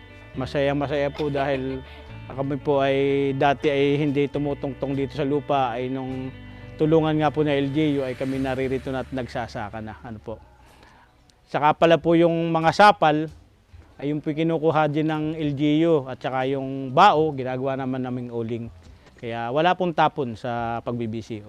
Nagsimula po akong ma-engage sa pagpa-farm noong panahon na 2009. Na-engage kami sa iba't ibang mga commodity. Una, stainless bee, coco sugar, and then sa cacao. Ngayon, nakakatuwang bagay na nabubuhay namin ng maayos ang aming pang-araw-araw na buhay, pati na rin yung pag-aaral ng aming mga anak. Nagsimula kami sa 20 puno ng niyog. Kaming mag-asawa ang kumikilos, kaming mag-asawa nagtatrabaho dito. Kinakarit ko, niluluto naman ng aking may bahay. At kumikita kami ng hindi mo mababa sa 1,000 piso sa kada araw. Kaya masasabi ko na ang niyog ay ginto. At nagpapasalamat kami sa PCA kasi sa simpleng pamumuhay namin sa bukid ay nagawa nila kaming turuan o mabigyan ng isang training kung saan itong isang simpleng magsasaka ay maging isang negosyanteng magsasaka. Nang ginawa ng PCA sa Farm Business School na nadaluhan ng aking bahay, ng aking asawa, na i-apply namin sa aming ginagawa sa pang-araw-araw na buhay namin dito sa bukid. Ngayon, ang aming mga anak ay mulat sa katotohanan na ang pagsasaka ay mayroong magandang kinabukasan. Hindi ko sila binabawalan na makapag-aral pero hindi ko tinatanggal sa kanila ang pagsasaka. Ang pagsasaka ang number one na nakikitaan ko na pinakamaganda at pinaka-disenteng trabaho dito sa atin sa ibabaw ng lupa. Nagsimula po kaming maghalaman ng kakao simula noong 2008. Ang tumulong po sa amin para kami makapagpundar nitong kakao plantation na ito ay ang local government unit ng Alabat sa pamagitan po ng tanggapan ng Department of Agriculture. Ganon din ang PCA. At doon sa pagmemembro ko, doon ako nakatanggap ng mga benepisyo na galing din sa gobyerno na may mga fertilizer. Po si Francis B. Mercado ng Barangay Buena Vista na dating isang magkakarit na nakapagpundar ng 150 puno na ngayon at may 3 magkakarit sa kasalukuyan. Kami buwan-buwan ay mayroong regular na pagpupulong tuwing huling Webes ng buwan. At dito ay tinatalakay namin ang lahat ng bagay na may kaugnayan sa nasabing proyekto at negosyo. Kami din ay sa kasalukuyan ay nasa transition period na ito take over na sa amin ng Coco-Hub ang pamamahala. Meron kami ditong 5 LGU na ang nagbabayad na ay yung samahan. Ang aming negosyo, ang pagko-Coco Sugar, ay masasabi ko talaga na nakakatulong sa komunidad. Yung isa kong magkakarit na si Dennis Milano ay pagpanahon ng peak season, yung kalakasan ng tulo ng tuba, ay sa loob na 1 buwan ay siya kumikita ng 21,000 hanggang 22,000 sa pangangarit lamang. Talagang pangkabuhayan ay naririto. Hindi ka maghihirap. Pagbaba mo sa hapon ay sigurado alam mo na kung magkano ang kinita mo. Pag sa isang farm ay yung lahat ng produkto ay nakuha mo. Katulad ng Coco Sugar, katulad ng Coco Vinegar, Coco Jam, ay talagang masasabi natin ginto dahil ang kapalit mo ay pera.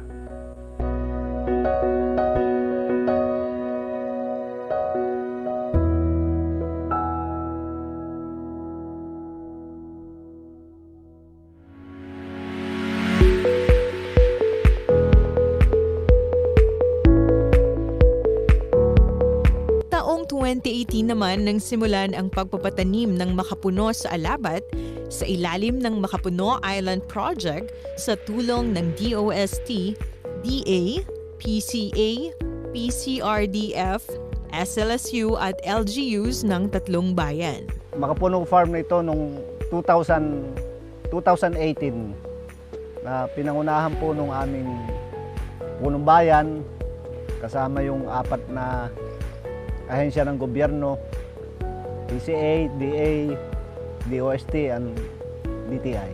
Nabigyan ng binhi ng iba't ibang cash crops ang mga nagtanim upang may pagkakakitaan sila habang hindi pa napapakinabangan ang mga makapuno.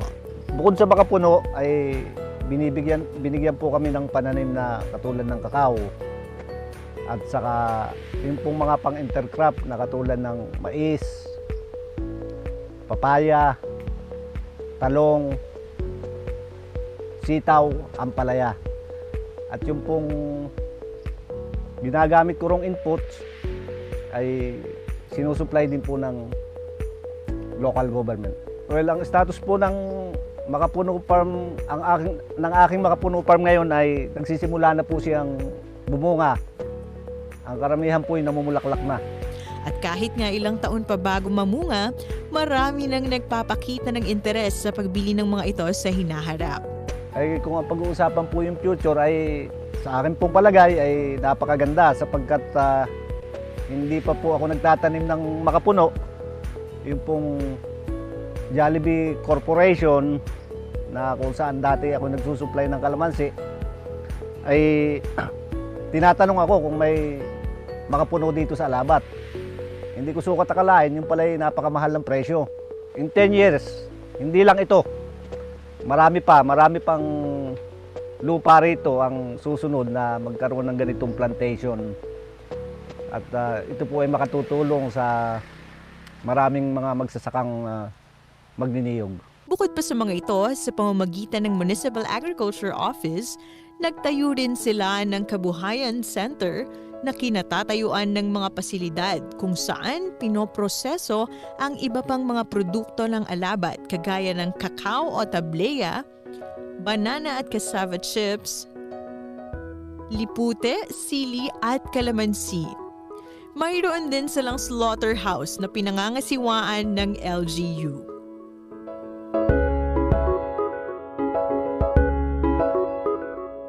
Bago matapos ang 2021, inaasahan ding masimulan ang Phase 2 ng Coco Hub kung saan ay magtatayo ng integrated coconut-based food processing facility. Sa tulong nito, mas maraming magniniyog at magsasaka ng alabat ang mabibigyan ng oportunidad na triplehin ang kanilang kita at maitaas ang antas ng kanilang pamumuhay. Ngayon ay kumikita na sila, but kinakailangang i-sustain ito. Sa buong isla ng Alabat, composed of Alabat, Perez, and Quezon, ay ang senile trees, ang aming estimate ay umabot na ng 500,000 out of 2.3 million coconut trees. And therefore, we really need to have a nursery and seed farm to answer that problem. And of course, kailangan talaga yung may-utilize properly, masuportahan ang mga coconut levy-funded projects. Pag yung pong ang mga projects na inipropose namin ay nasuportahan, I firmly believe na sa bayan ng Alabat, wala dapat maghirap na magniniyog. Yan po ay nakita namin sa aming Coco Sugar project. And so with the upcoming other projects like Coconut Oil Mill, Integrated Food Processing Center, Makapuno Project, Non-Food Project of coconut trees, malaki pong bagay. Again, I am very thankful sa Philippine Coconut Authority and other government agencies for all this help and assistance. And kami naman po, sa local government, we are fully committed in this partnership with the PCA at other government agencies na lahat po ng proyekto na ating pinagsama-samahan ay makakaasa po kayo na ang lokal na pamahalaan ng Alabat ay parating nandiriyan and will ensure the success of the projects.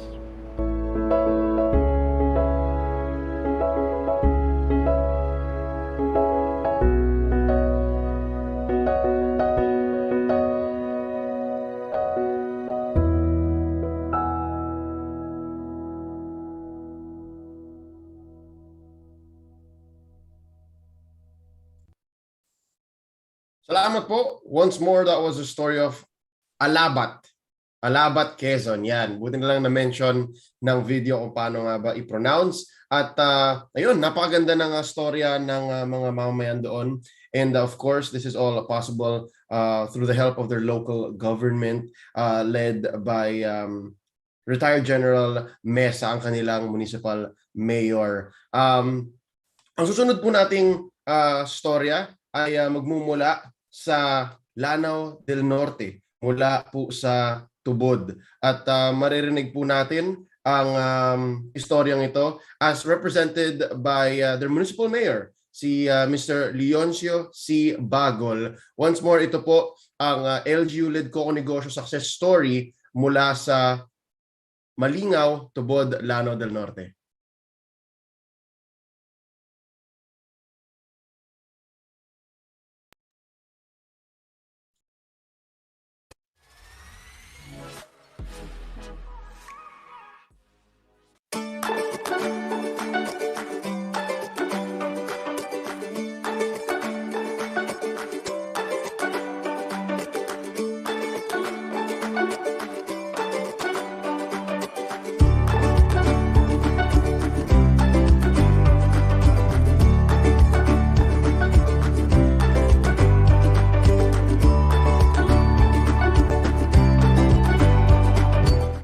makakita og sa dili. Taas gyud ang tan-aw sa tao sa local government official. Mabarangay, makapitan ka, mamayor ka. So nitabo at the time, pagsugod nako sa impuko, pag bugna gyud namo ini, so wala pang impuko to motor system pa. Di ako nagsugod na nahimo kong barangay captain sa Malingaw. Way back 2002. Paghuman sa 5 years, nindako siya kay himo nga gipadako namo ang tubig. Daghan na nakabenepisyo ni bratong among tubig. So ang nahitabo akong gihimo nga cooperative sa atong 2007.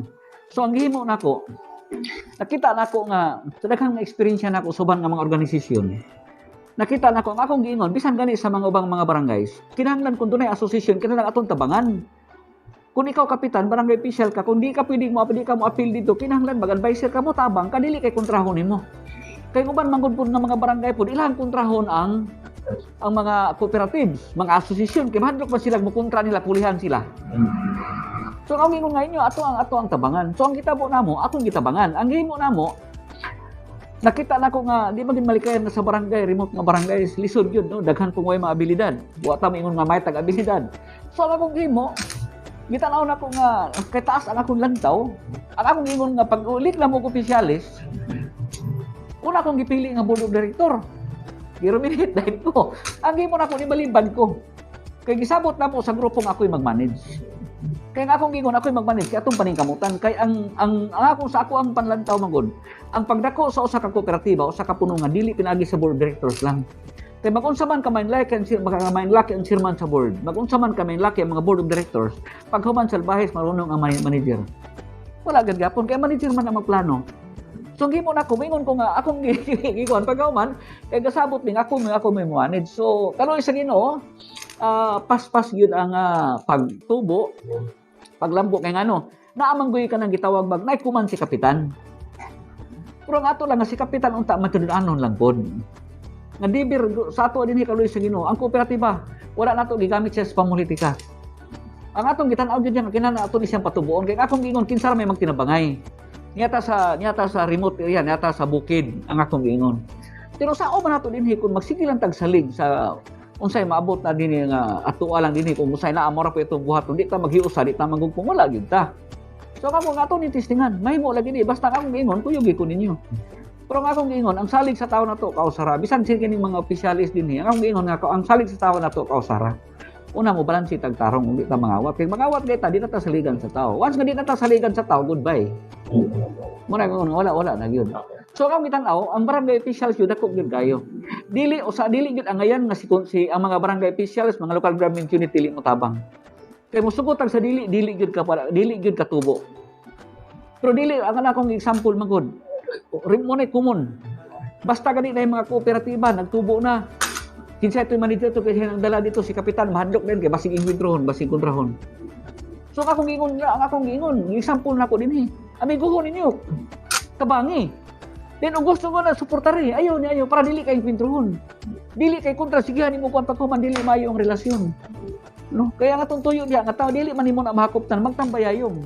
Magtambayayong unsaon nga makatubo. Blessing in disguise dinhi sa Malingaw. Tungod kay ato time paghimo nako gud ako magud ang kapitan. Pero sige na ako nang giingon nila na dili gid siya pwede nga dili ninyo. Sa tinuod lang kun inyo nang kontrahon, problema pa ka. Pero tabangi. Di ba, wa pa kay problema, posible sige pa kang way kontra. Sumunay na itabo na mo din sa Malingaw.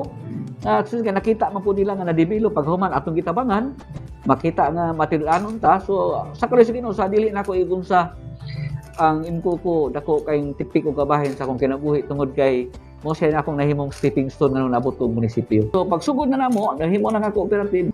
So nintubo. So karon nangita na pud bigas sa mi tungod kay ang ato ang lungsod gyud nga ang atong produkto dinhi more on coconut man and banana. Ang main crops yun nato is coconut. So nangita kog pagi unsaon nato nga makahatag negosyo, makahimutang negosyo nga makabenepisyo ang mga katawhan nga mo generate employment. So diyan ang nagsugod nga nangita pay maghisgot ining Coco-Choir. So at that time governor si Kung Khalid at that time MRDP ba. So hatagan mi gamay kayo nga kwarta. Gihimo na mong building, kaloy sa Ginoo mo kung nakita ninyo dito, sulid gito simento pagabot sa mabaw trasis kahoy na kay gamay ra man kay kwarta kulang man. Nya at that time amo gid gikan ang gitawag nga kami ra gyud ang trabaho, no. Kada ngayon napalit po namo na sa cooperative, na nakita namo gud nga ang masina mo gamay. Then at that time, kusog yun noon ang problema ang market. So mo to nga naabot ang PRDP na ngayo mi. Gani di lang kay ang DA, di lang ang PRDP, lakip gani ang kuan kining DTI. So nakita nila ba nga sa tingin lang daghan gid ang nakabenepisyo ini. Di lang barangay Malingaw, lakip ang mga neighboring barangays. Siguro mabot mga 7 barangays. Han misa kantod karon ang nakabenepisyo ni. So mo to nga natabangan mi nila, no. At the time lisod gyud kayo pagpa-approve sa PRDP labi na IRIP. Makapanghambog ta nga sa whole region 10 kami gyud ang pinakauna nga na-approve sa IRIP. Unya siguro grabe balik-balik na ko to sa region paghimo sa business plan talang yun. So kaloy sige no naabtan mi natabangan. Nya mo to na timing ninyo pag ani nag-turnover karon. Ako nakita nga nakatabang siya sa mga tao. Direct employment and pagahuman pamaliton po namo ng bunot, no? Pamaliton po namo ang bunot, nakatabang yun siya.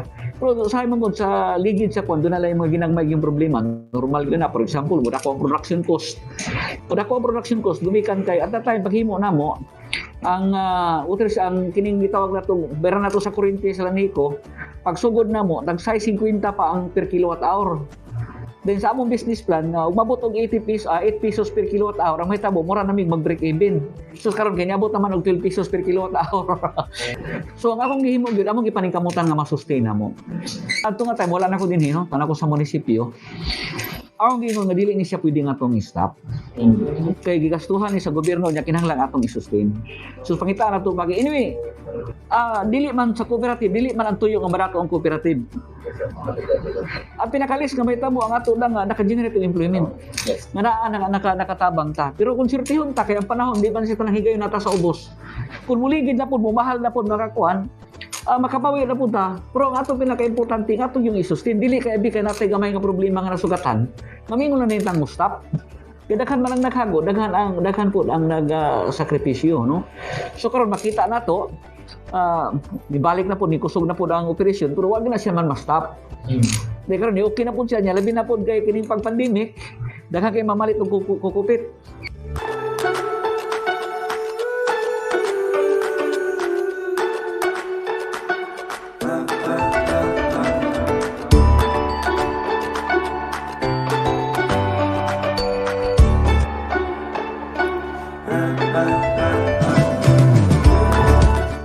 Ako dahil si Lucilin, diri sa Madero.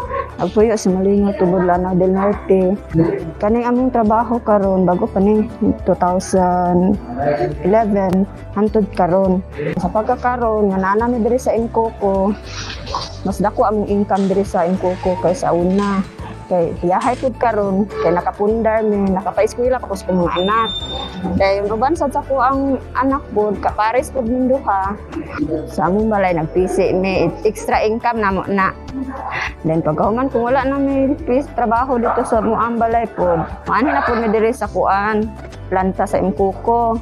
Dahil kami punduha sa kuang anak, magnet mi, magpares mi. Sulod sa isa ka adlaw, makahuman mi og duha ka bandol. Bali 100 meters na siya. Sa isa ka bandol, 50 meters. Then usa sa dako pud ni katabang namo kay maara man ni amo ang pangahuaan karon kay wala naman ni atong lampas guna mao na ni karon masayahay na mi ani karon kay naapa mi sa landong wala na mi sa init.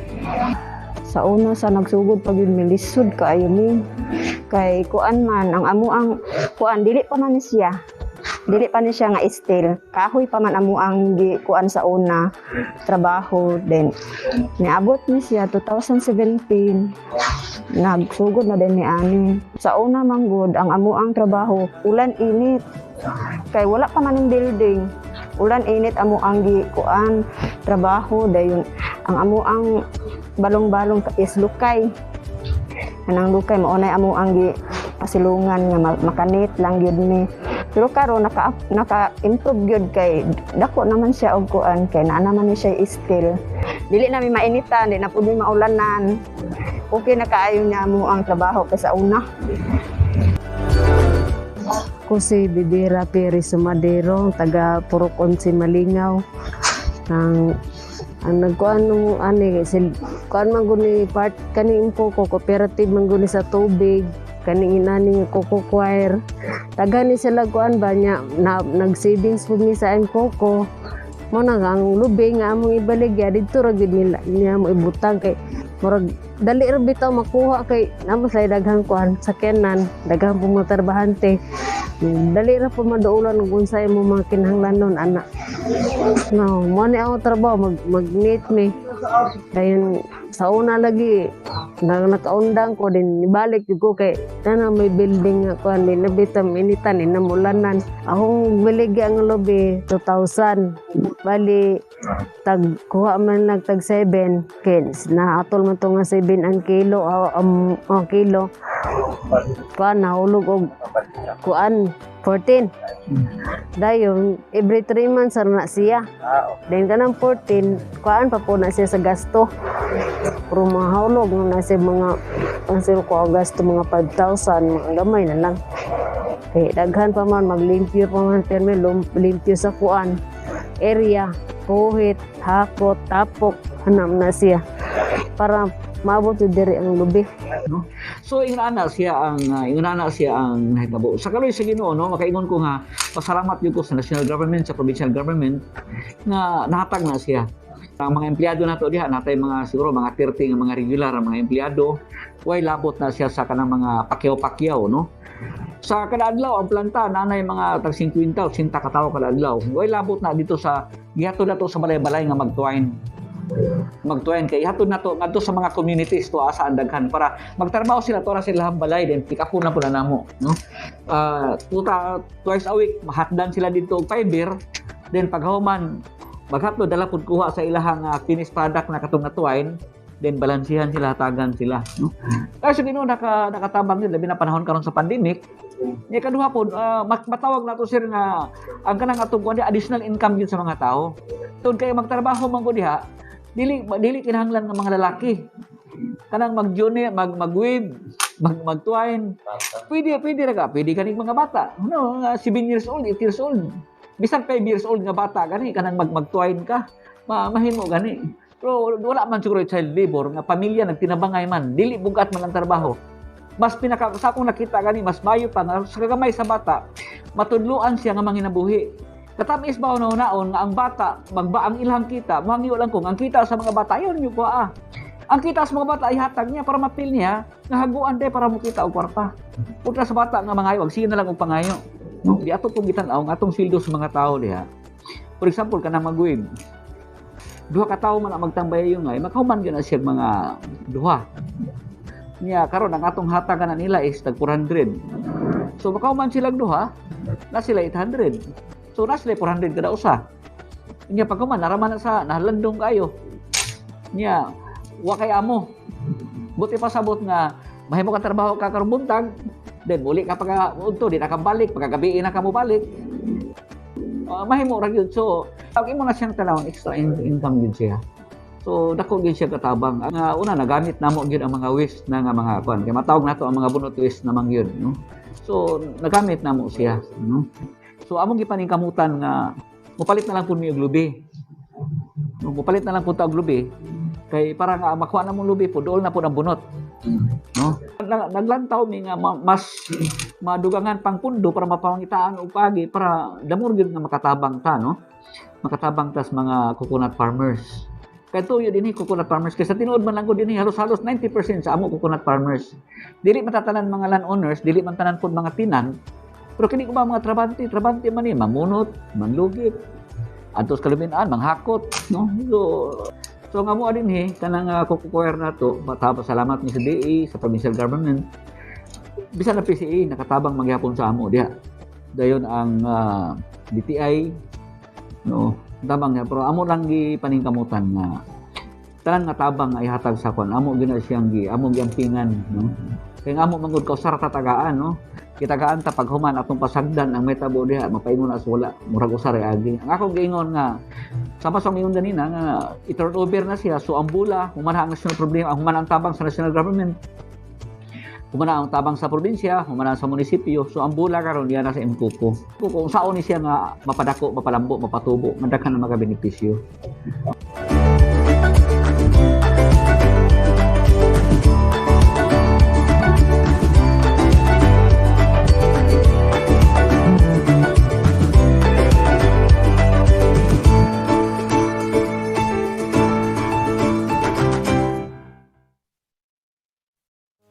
Maraming salamat po, ladies and gentlemen. That was our last success story as presented by the municipal mayor of Malinaw, Tubod, Lanao del Norte in their native tongue. So nakakatuwa po na lokal ang kanilang presentasyon doon. Once more, yun po si Mayor Leoncio, si Bagol mula sa Malinaw.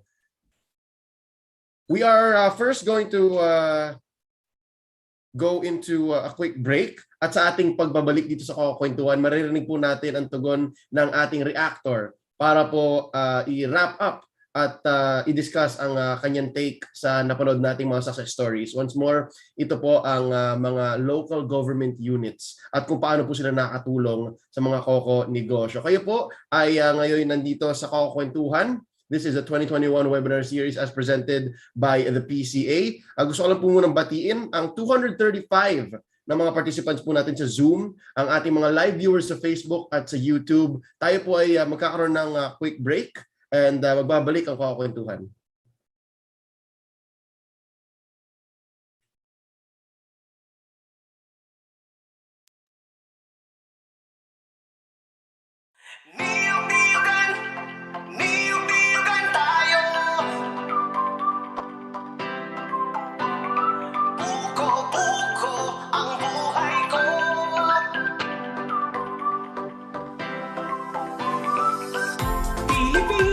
Sali ka na, nasa paligid lamang ang iyong hinahanap.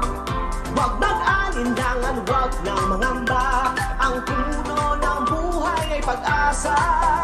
Magtanim ka lang ito, tiyak ikaw ang siyang panalo. Walang matatalo, ito ang sigurado. Ang puno ng buhay ang ating pag-asa. Halika na, magtanim at simula.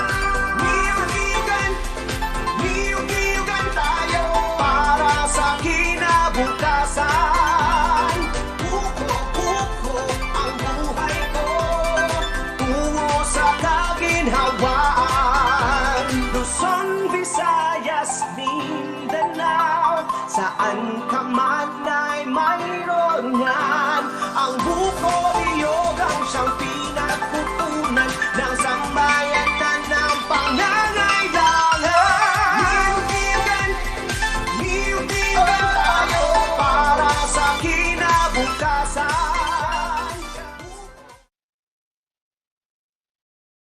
Niyog-niyogan tayo.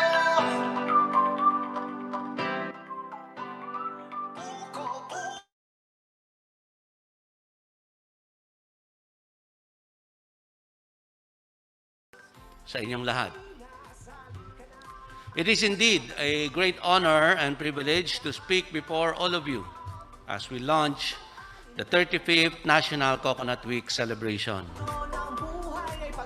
I want to welcome you all as we open the National Coconut Week, which gives recognition to the farmers and many others responsible for cultivating, processing, and bringing to the Filipinos a wide range of coconut products. Mabuhay tayong lahat. Let us continue to support the coconut industry.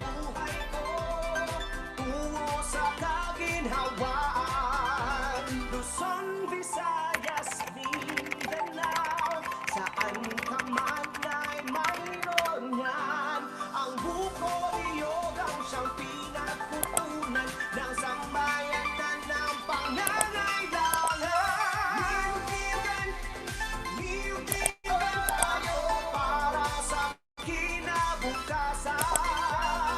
Buko ang buhay ko, tungo sa kaginhawaan. Pilipino, masipag ka, Pilipino, masinog ka. Simpleng bagay, pagyamanin, palaguin at ibigin. Huwag matakot, mangamba, siguradong panalo ka. Masaganang niyugan patungo sa kaginhawaan. Niyug-niyugan, niyug-niyugan tayo para sa kinabukasan.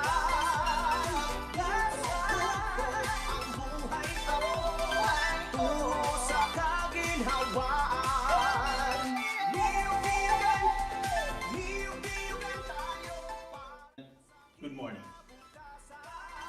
all, I congratulate the Philippine Coconut Authority for bringing together all stakeholders in the coconut industry to discuss the way forward at this critical time. I look forward to the outcomes of this forum. I am sure they will help enrich the plans that are being drawn up for this challenged industry.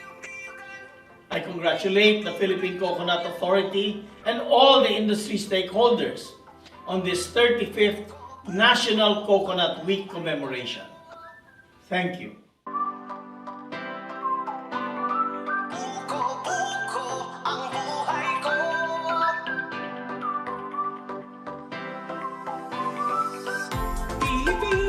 Sali ka na, nasa paligid lamang ang iyong hinahanap. Huwag mag-alinlangan, huwag nang mangamba. Ang puno ng buhay ay pag-asa. Magtanim ka lang ito, tiyak ikaw ang siyang panalo. Walang matatalo, ito ang sigurado. Ang puno ng buhay ang ating pag-asa. Halika na, magtanim at simula.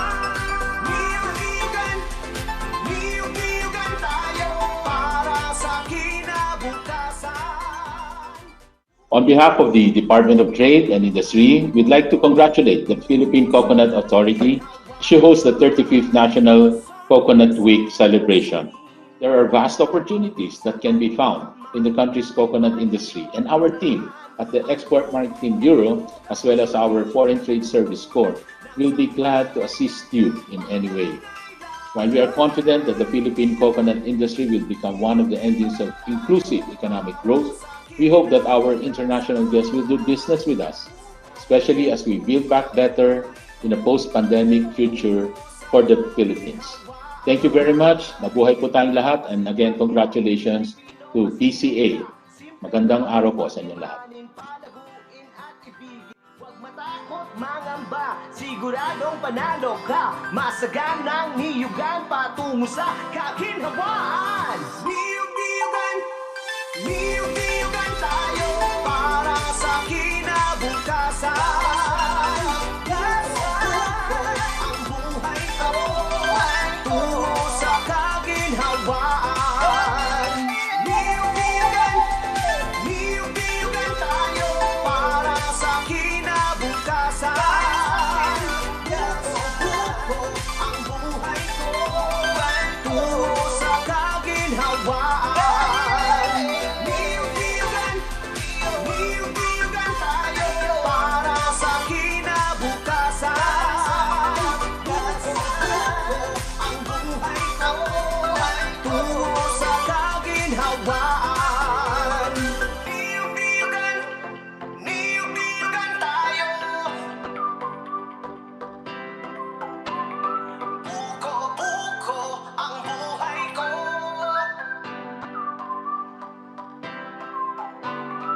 Buko-buko ang buhay ko.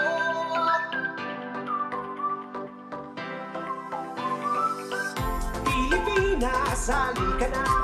Nasa paligid lamang ang iyong hinahanap. Huwag mag-alinlangan, huwag nang mangamba. Ang puno ng buhay ay pag-asa. Magtanim ka lang ito, tiyak ikaw ang siyang panalo. Walang matatalo, ito ang sigurado. Ang puno ng buhay ang ating pag-asa. Halika na, magtanim at simula. Niyug-niyugan, niyug-niyugan tayo para sa kinabukasan. Buko-buko ang buhay ko tungo sa kaginhawaan. Luzon, Visayas, Mindanao, saan ka man na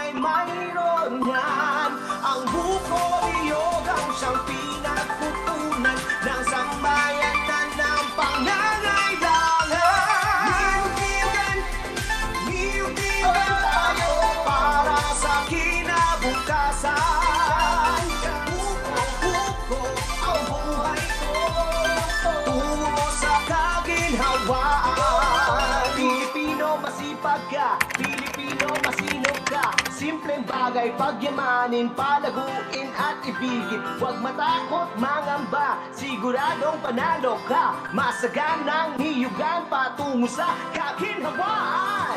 Niyug-niyugan, niyug-niyugan tayo para sa kinabukasan. Magandang umaga po. After that quick break, oras na po para ating matunghayan ang ating pangalawang reactor to wrap up our discussion and to recap the success stories of our local government units. Ang inyong lingkod, ako nga po pala ulit si Leo, ang inyong MC para sa Coco-Kwentuhan 2021 at gusto ko pong i-introduce at ipakilala sa inyo ang isang career agriculturist and the provincial administrator of Quezon Province. Ang ating pangalawang reactor, let's all give a warm welcome and hear from Mr. Roberto D. Gajo. Maraming salamat, Gio. Magandang umaga po sa ating lahat. It is truly a great honor to be your reactor for today's topic. Sa Coco Negosyo, Suporta ng lokal na pamahalaan ay Masasandalan. Kaya naman nais ko pong batiin at pasalamatan ang Philippine Coconut Authority sa pangunguna ng ating minamahal na Administrator Benjamin Madrigal Jr. Binabati ko rin po ang ating Deputy Administrator for Research, ang aking kaibigan Ma'am Arlene Manuhan na siyang punong abala ng webinar na to. At gusto ko rin pong batiin ang Regional Manager ng PCA Calabarzon, Mr. Man Rivera, sa lahat po ng mga punong bayan na nagbigay ng napakaganda at matatagumpay na mga proyektong pangkabuhayan na may kaugnayan sa niyog. Magandang umaga po sa inyong lahat. At special na pagbati sa aking iniidolo na punong bayan ng Isla ng Alabat, Mayor Fernando Mesa at sa lahat ng inyong mga kasamahan. Magandang umaga po. At ganoon din siyempre sa lahat ng tagapakinig at bahagi ng ating Coco-Kwentuhan ngayong taon na ito at ngayong araw na ito. Magandang umaga po sa inyong lahat. It is an honor for me to be a reactor, no? And as much as I am honored, I am deeply humbled as well with the significant impacts delivered by these local government units. We can clearly see the apparent signs of developments in your localities on different frontiers, economic, social, and even on the environment. Tulad na lamang po ng Claver Coco Farmers Cooperative sa Surigao del Norte, kung saan ang kanilang LGU nets at biolands ay nagsilbing protection sa mga gilid ng ilog. At habang ang coco peat na isang uri ng organic fertilizer naman ay malaki ang naitulong sa rehabilitation ng highly eroded areas upang maging produktibong taniman muli ang lugar na ito. Humigit kumulang 1,000 mamamayan mula sa bayan ng Javier ang nabigyan ng karagdagang pagkakakitaan dahil sa coconut tufting hub ng kanilang lokal na pamahalaan. Habang mahigit 200 pamilya naman ang nakikinabang sa Coco Fiber Hub Enterprise sa bayan ng Tubod, Lanao del Norte. Nagawa nilang imapataas ng 10 beses. Para sa bayan ng Alabat naman, ang kita ng mga magniniyog mula 1,500 to 15,000 pesos kada hektarya bawat buwan sa pamamagitan ng proyektong Coco Sugar Enterprise. Ito ang mga lokal na pamahalaan na nakita natin kung paano nagkaroon ng malasakit at sustainable programang pang-agrikultura sa kanilang mga komunidad. Behind these success stories are patterns which should serve as blueprints so we can replicate these developments in other parts of the country. One such pattern common to these successful projects is the establishment and strengthening of farmers' organizations. Sa larangan po ng community development, tinatawag natin itong institutional building. This is important because it serves as a platform o tungtungan ng mga proyektong pangkaunlaran. Empirical studies tell us that if we are able to build institutions tulad ng mga samahan o mga kooperatibong pang-agrikultura, mas magiging people-centered ang development. Dahil magkakaroon sila ng mas makabuluhan na partisipasyon ang mga beneficiaries sa development process.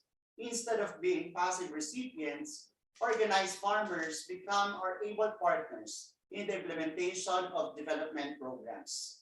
Nakita natin ito sa mga halimbawa ng Alabat Island Producers Cooperative, Claver Coco Farmers Multipurpose Cooperative, Coco Farmers Association ng Javier, at Malingaw Community Services Multipurpose Cooperative ng Tubod. Another salient pattern is the nature of these projects being LGU-led in convergence with public and private institutions. The initiative to progress emanated from within the locality, in contrast to traditional development endeavors in the past, which were external in nature. The local government units have actively and continuously supported farmers' organizations and even solicited support from public and private sectors. And through convergence, the Coco Fiber project of Claver was able to solicit machineries, building, and hauling truck from Agencia Española de Cooperación International.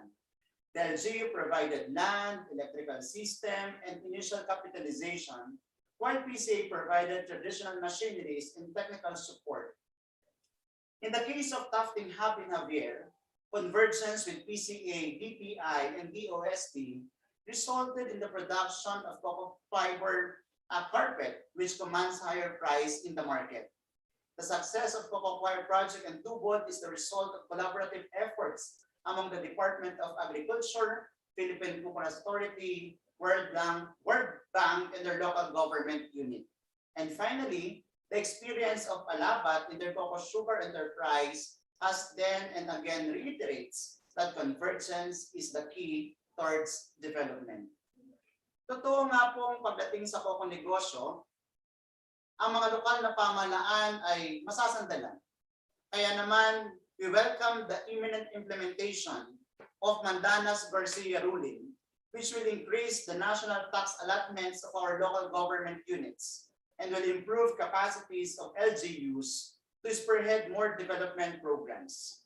Together with the Department of Agriculture's Province-led Agriculture and Extension System, or PAFES, these paradigm shifts put the local government units at the forefront of development agenda, with the provincial government as the lead convener of agricultural programs. Pagamat nagsisimula pa lamang ang mandato ng Mandanas sa susunod na taon, the provincial government of Quezon has long been coordinating with different agencies in order to harmonize national and agricultural agenda. Sa katunayan, kasama po natin ang Philippine Coconut Authority in crafting the Quezon Coconut Industry Development Plan. Pagdating po kasi sa niyog, Quezon ang nangunguna sa ating bansa with an average annual production of 1.4 million metric tons of nuts. Pagniniyog ang isa sa pangunahing kabuhayan dito sa lalawigan ng Quezon, with more than 70% of Quezon's agricultural lands devoted to coconuts and almost 250 Quezonians engaged in coconut farming. Nais ng niyog ang aming comparative advantage. And through the Industrial Development Plan, we want to transform this comparative advantage into competitive advantage. Quezon's main strategy to achieve this is through the implementation of a complete range of interventions, from processing and from organizational development, production enhancement, mechanization, processing and product development, down to enterprise development and marketing. I'm glad to know that these intervention approaches were given emphasis by our keynote speaker, Cabinet Secretary Carlo Alexi Nograles. These initiatives are being implemented by the Coconut Development Division under the Provincial Agriculture Office. Kami lang po sa buong rehiyon ng Calabarzon ang mayroong division na nakafocus sa coconut industry. These interventions are implemented through convergence with the national government agencies, local government units, private institutions, and the academy, with the end goal of transforming the whole value chain of coconut.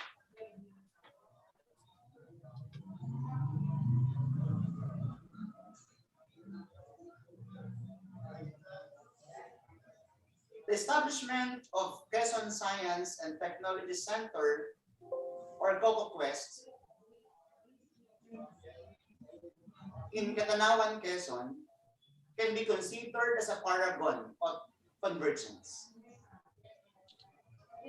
This state-of-the-art facility for coconut development is a joint undertaking of the Philippine Coconut Authority, Department of Public Works and Highways, Department of Science and Technology, Department of Trade and Industry, Department of Labor and Employment, Department of Agriculture, Southern Luzon State University, Local Government Unit of Catanawan, and the local government of the Provincial Government of Quezon.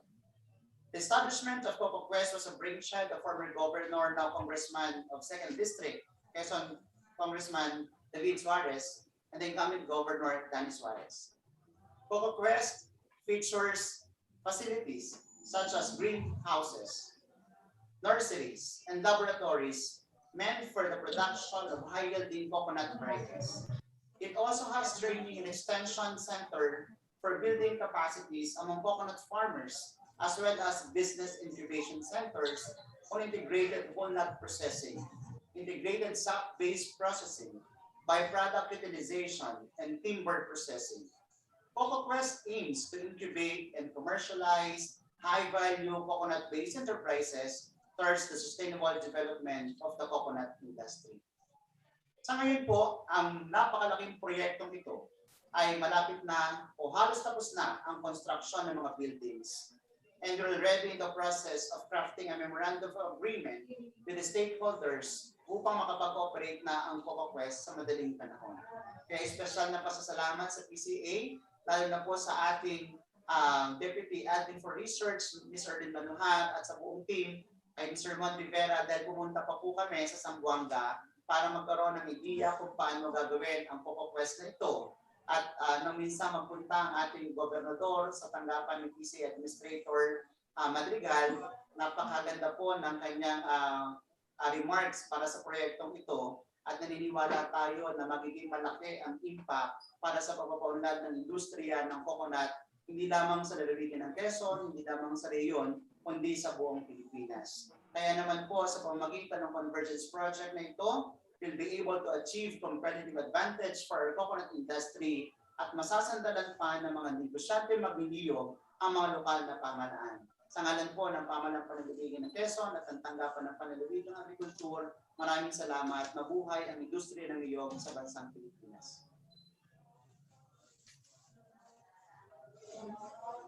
Thank you po so much, ladies and gentlemen. Once more, our reactor. That was agriculturist and provincial administrator of Quezon Province, Sir Roberto D. Gajo. Ladies and gentlemen, bago lang po natin buksan ang ating Q&A segment, paalala ko lang po na sa pagsali po natin sa ating webinar, alam nyo naman na po yan that we are doing it via Zoom. Just follow our address, follow the instructions. And during the open forum, if you wish to ask questions, kindly click the raise hand icon located at the middle of the lower panel of your screen. Antayin nyo lang po na ma-acknowledge po tayo dahil kayo po ipapasok ng ating rapporteurs at moderator. At ang mga questions po natin, pag pinadala po natin sa Q&A segment or sa chat, sila rin po ang mag-aangat sa inyo. Okay? Once po na iangat po tayo for the video audio question and answer, please turn on your camera and unmute yourselves. At yung mga raised hands po, dyan po natin kukunin. Meron po tayong video na ipe-play dito para po ma-explain ang inyong mechanics.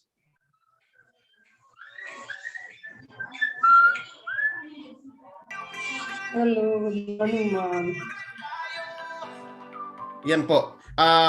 Nandito naman po tayo sa Zoom, pero po para ito sa mga hindi pa nakasali sa Zoom. Okay?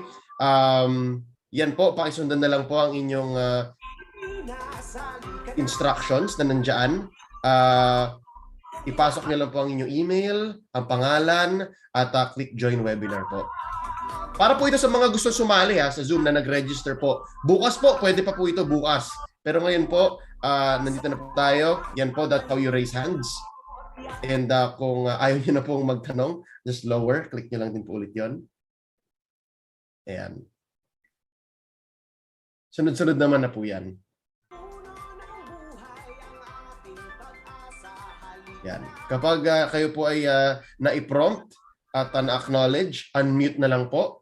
And you may ask your question via our moderator once the Q&A has begun.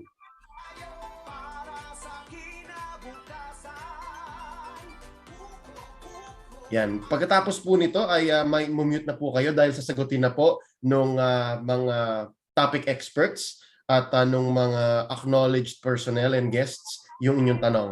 Yun po. Para lang po klaro at maayos ang ating programa.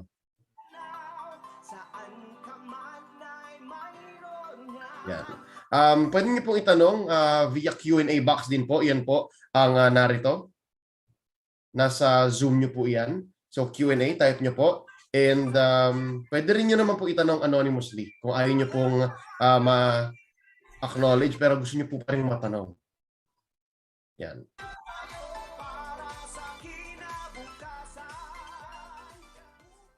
Okay? Ngayon pong alam na po natin kung paano gumagana ang Q&A. Gusto ko pong i-introduce ang ating moderator para sa araw na ito. The Department Manager for PCA CPS. Let's all welcome Ms. Leia Ana Di Cuarto.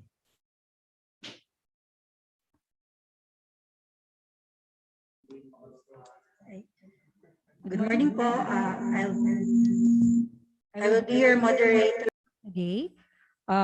Before we officially start our Q&A portion, let me call on again in the plenary our guests and our reactor for today.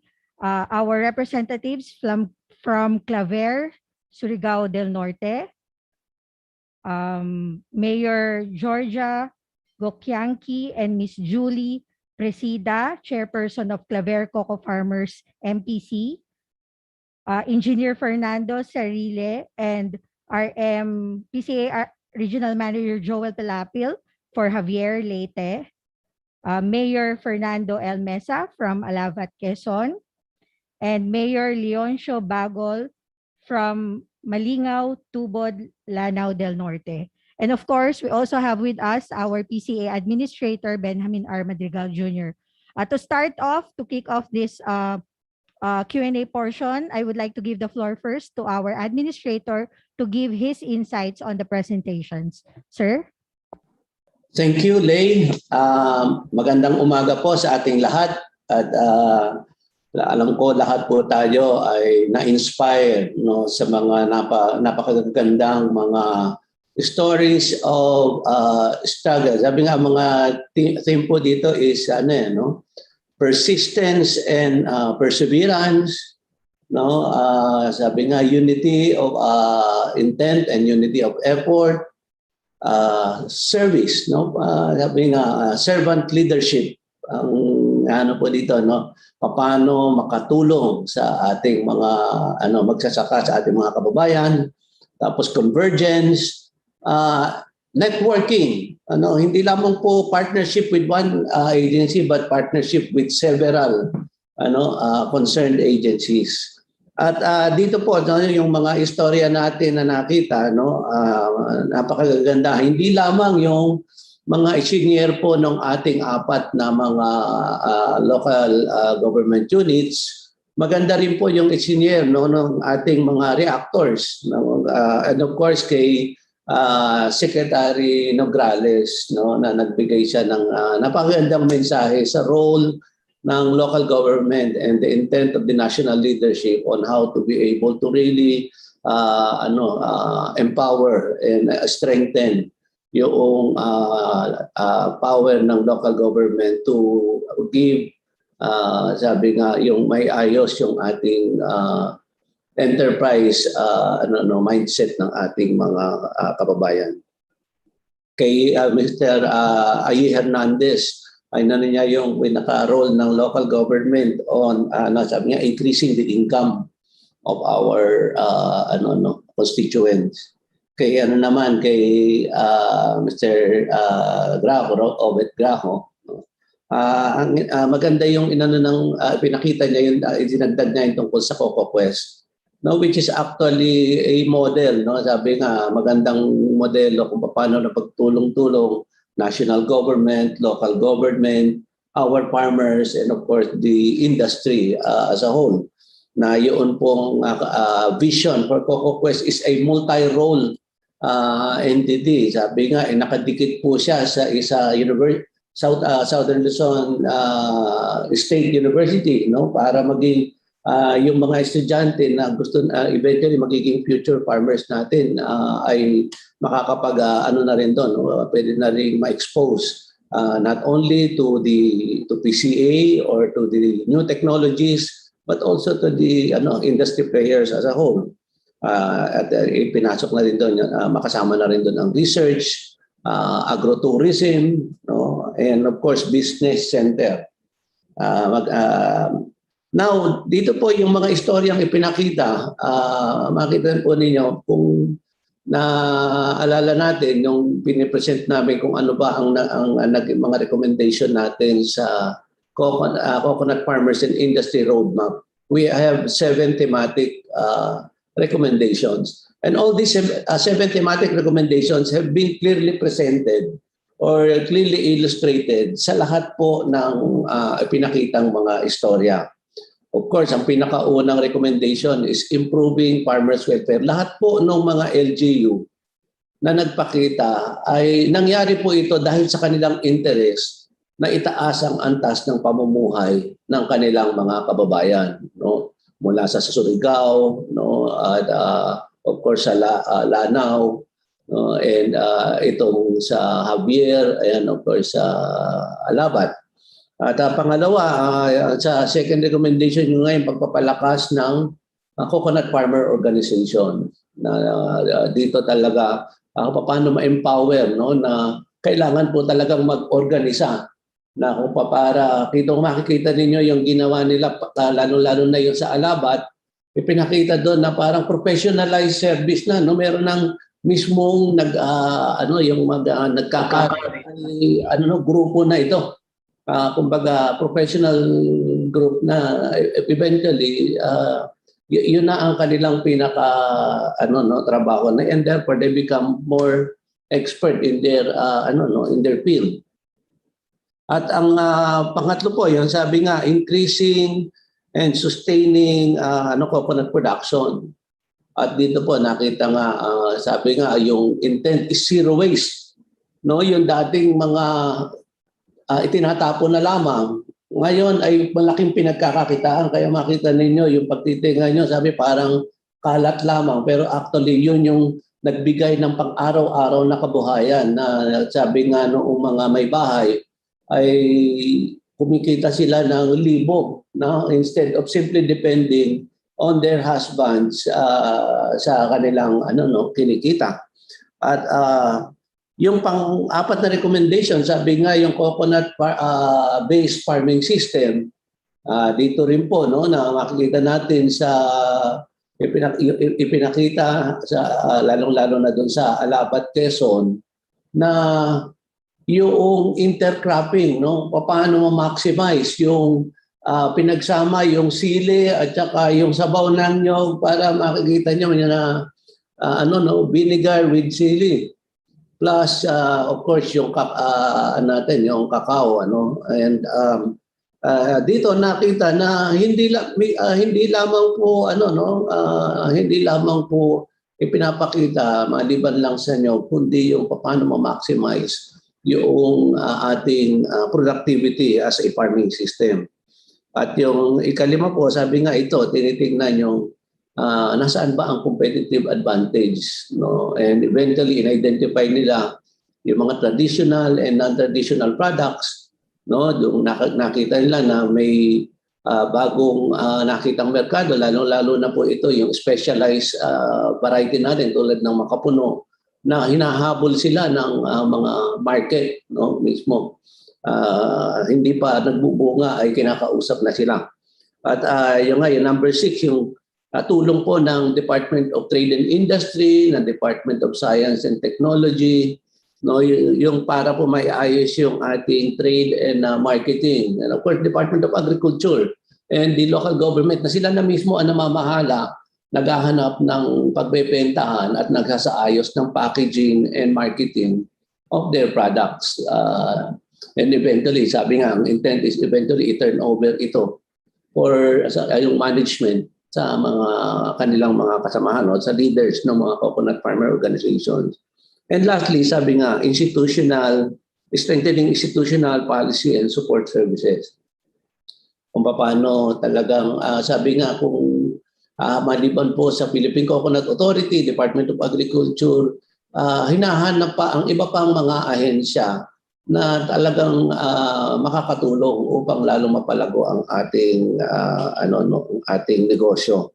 And sana po naging magandang aral nito doon sa ating mga kita ko naman sa mga comments na they have been inspired, no, lalong-lalo na doon sa mga habang nagpe-present yung ating mga presenters ay nagko-komento sila, no, binabati sa naging effort nila. Now, ang isang nakita ko po, no, na very glaring, especially mentioning yung po doon sa yung pagkakapresent po ng video ng with all due respect to the presenters, yung pagkakapresent po ng video ng doon sa Alabat.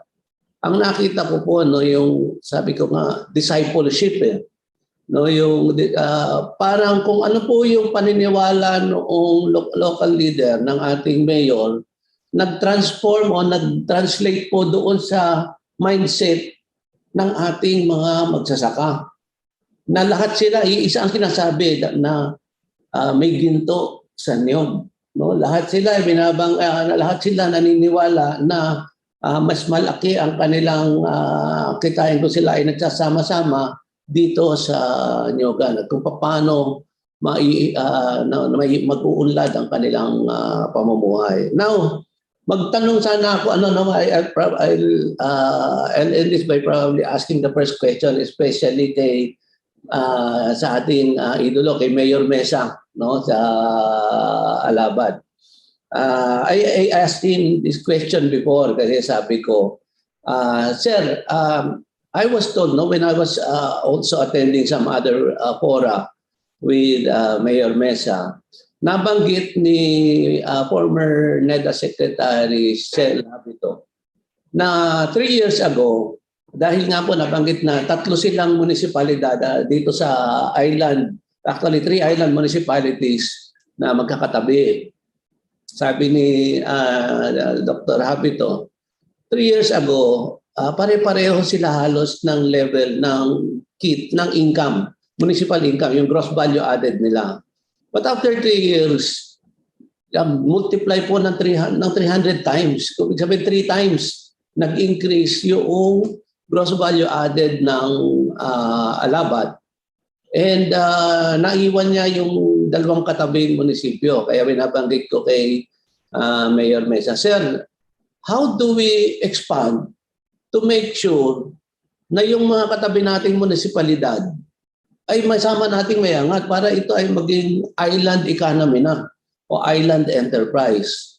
And I would like to ask, ano sa palagay niyo, Sir, ang way forward natin plus ano ang kailangan para mangyari yon? May we ask Mayor Mesa about that. Thank you.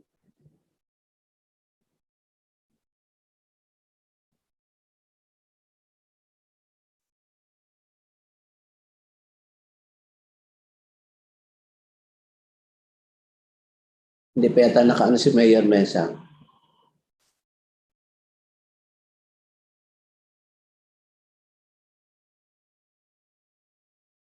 Lay? Ayan. Pero wala silang lay. Okay. Hello, narinig na po ba ako? Yes, sir. Narinig na po. Narinig. Wala lang pong video. Paki-open lang po yung video. Ayan, sir. Nakikita ka na namin. Okay. Magandang tanghali po sa inyo lahat. Congratulations po sa Coco-Kwentuhan program na ito. Tungkol po doon sa how we will be able to expand and help the neighboring municipalities. Kami naman po ay nag-uusap na 3 mayor at ang sabi nga na sa amin ay kung ano yung ginagawa natin, ay gagawin din nila. But just the same, Yung pong aming mga commodity associations, katulad sa halimbawa ng cocoa sugar producers, ay ina-accommodate po namin yung mga cocoa sugar producers ng Perez at Quezon. However, they have to follow the protocol. They have to follow the discipline being followed by the association. Importante po yun dahil we have to, sabi ko, we have to keep the standard. Our product should have the quality and the quantity.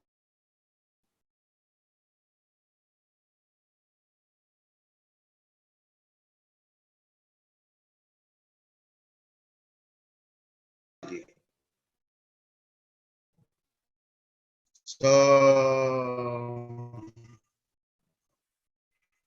ito naman ay susunod sila the discipline. For example, very strong ang ating effort na ma-maintain natin yung ating organic certification. And therefore, before an organic certification can be issued, there are lots of documentation required. Lahat ng ginagawa nyo ay may record, including yung mga ano bang mga kagamitan ginagamit nyo, it should be within the rules. So, yun po. And then, sabi ko as an island economy, magkakatulungan kami dahil katulad halimbawa, itatayo nating oil mill. Ang plano namin dito ay talagang the 3 municipalities will benefit from that. At meron na rin kaming kausap na mga market para sa produce nito. And knowing the market, we will have a better price of coconut for our farmers. So, ganun po. Importante kasi yung discipline Importante yung protocol to be followed by everyone. And nakikita ko naman sa mga farmers na pagka kumikita sila, talagang they follow properly. Salamat po, Dad. Salamat po. Lay? Yes, thank you, sir. So we continue on with our question and answer portion. First of all, I would like to emphasize po na talagang napaka-importante po ng role ng local government in the development of the local coconut industry in their respective jurisdictions. So today we saw the fruit of the LGU engagement and how the will and commitment of our local government contributes to the success of our coconut farmers.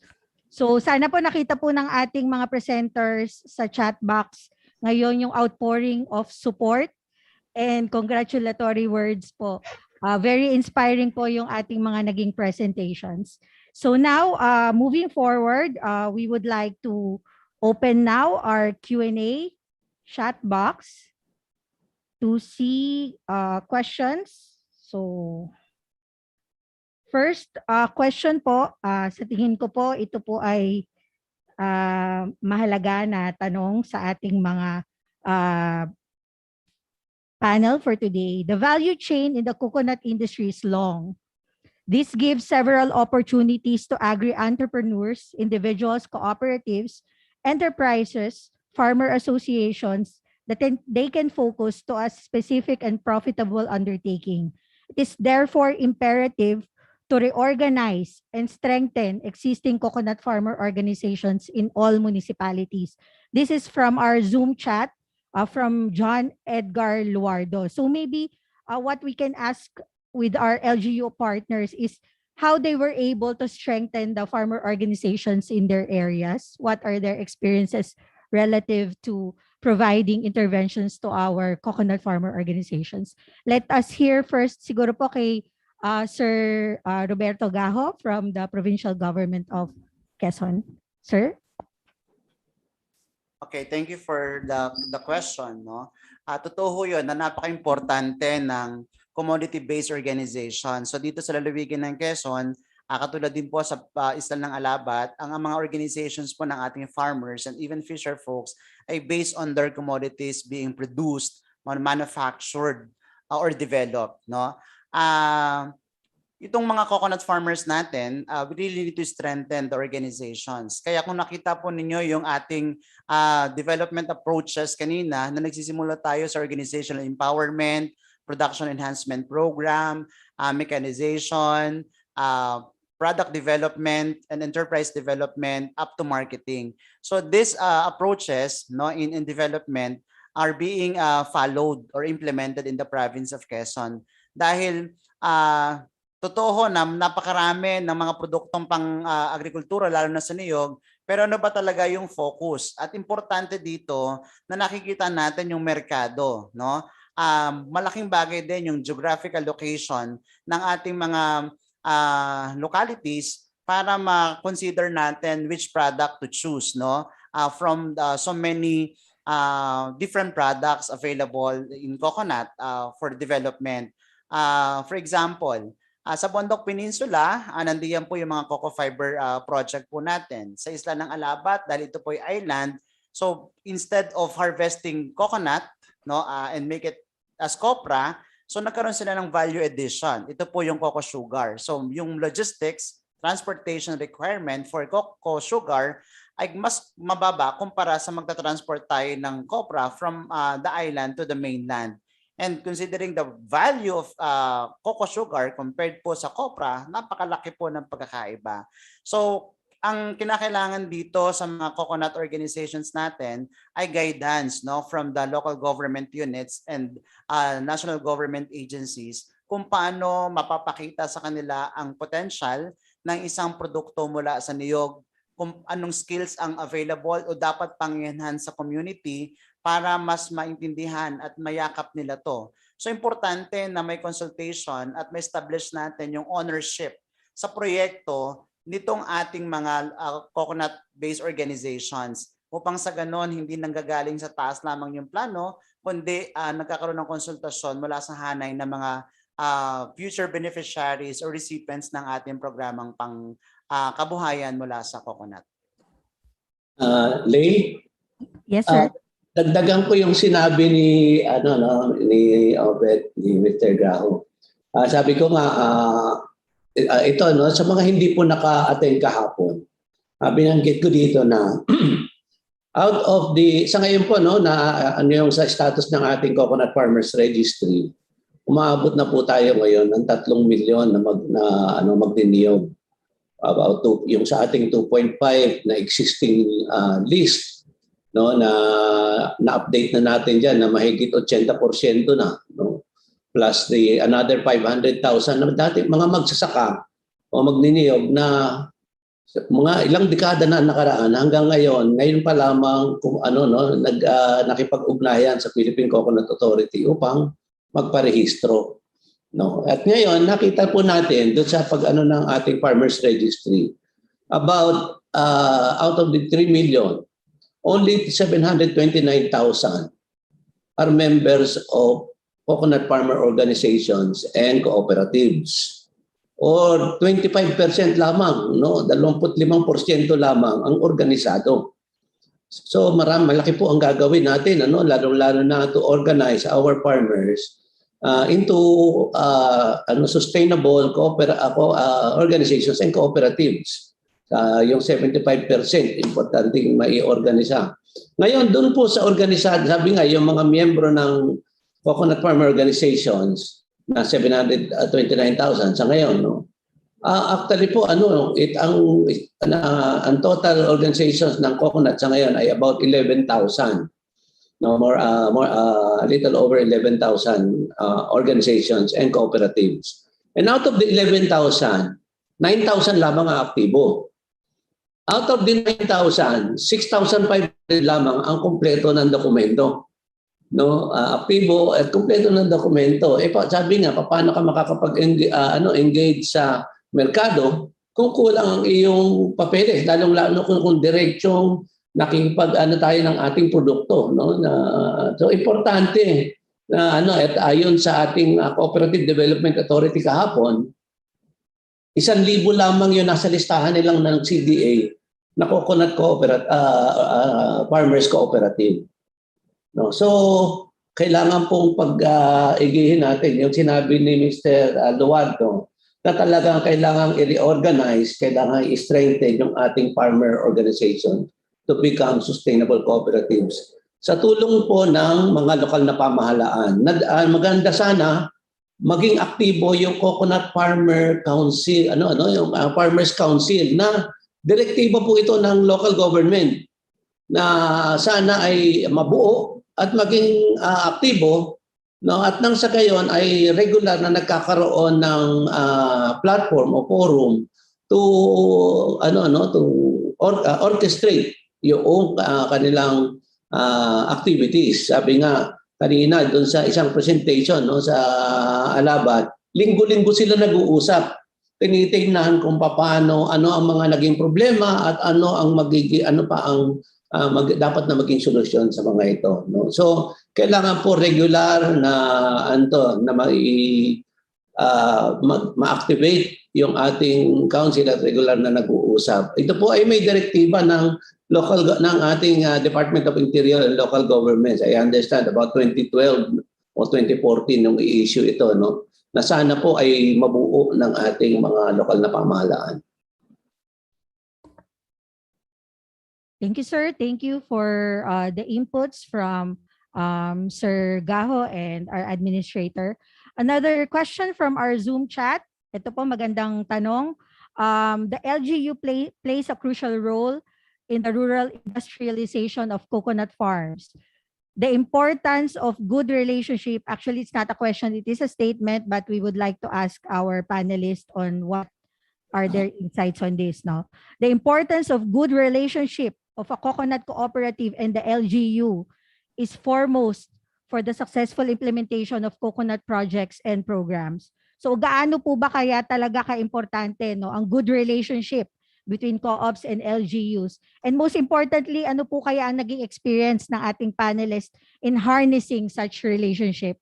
So I would like to throw this question to Ms. Angelina Espinosa, the representatives from Claveria, Surigao del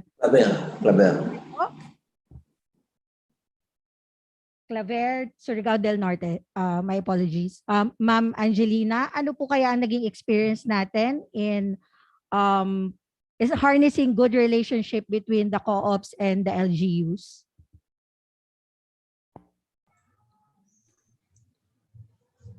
Hello, good morning. Good morning to everyone. Good morning po. Good morning po. Narinig po kayo, ma'am. Yung good relationship ng LGU ng Claver, Surigao del Norte with the cooperative of the coconut farmers was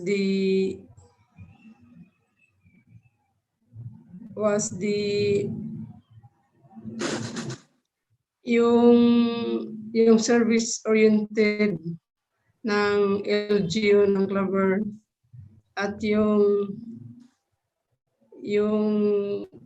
mas maraming funds yung LGU na kayang mag-support ng kahit na million projects sa mga cooperatives.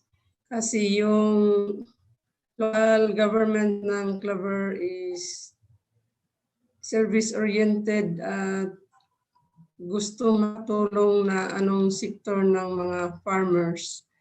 At saka yung availability ng funds na kayang ibigay para sa kaunlaran ng mga cooperatives at saka makapagbigay through the cooperatives makapagbigay ng livelihood para sa mga coconut farmers at saka yung sa mga non-coconut farmers, household ng mga kababain, yung sa mga women sector.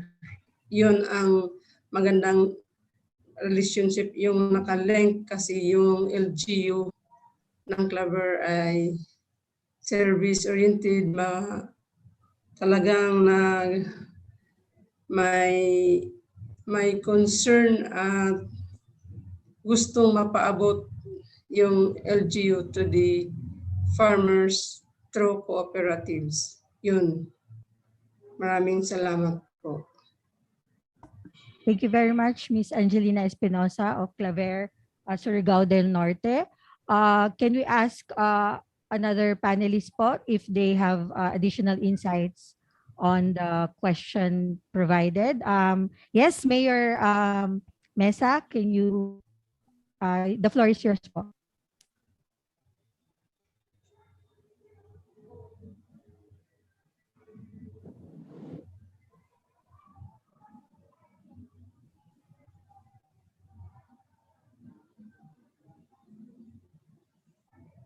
Okay na po, sir. Okay na. Okay. Napakaganda po ng tanong. Paano yung relationship ng LGU at Farmers Organization?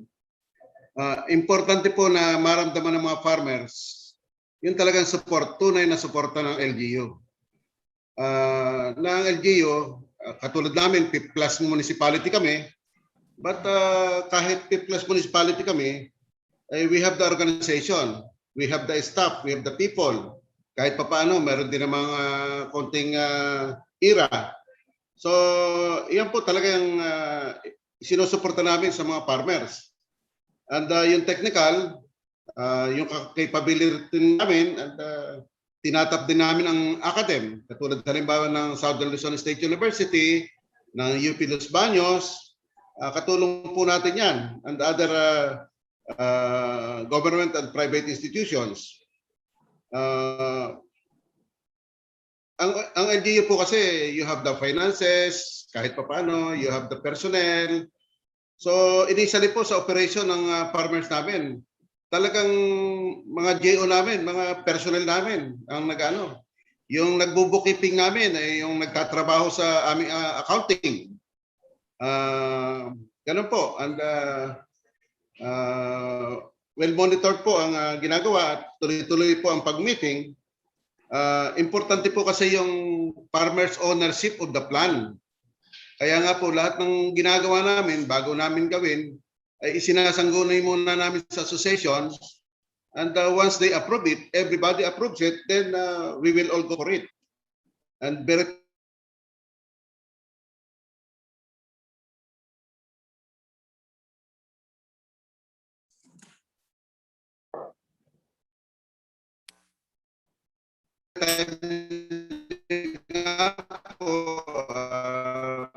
salamat po kami at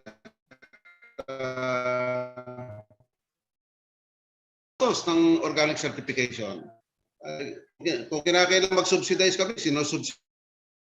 We really have to lead them by the hand, ang mga farmers natin, until such time that they can really be on their own.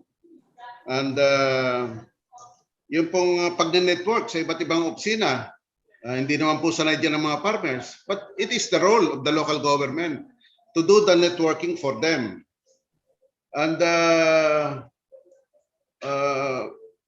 dapat po, hindi naman po sa ang lokal na pamahalaan, ay talagang we have to anticipate yung kailangan ng mga farmers. Because when you talk of rural industrialization, you have to look at the power, you have to look at the water, you have to look at the roads and bridges.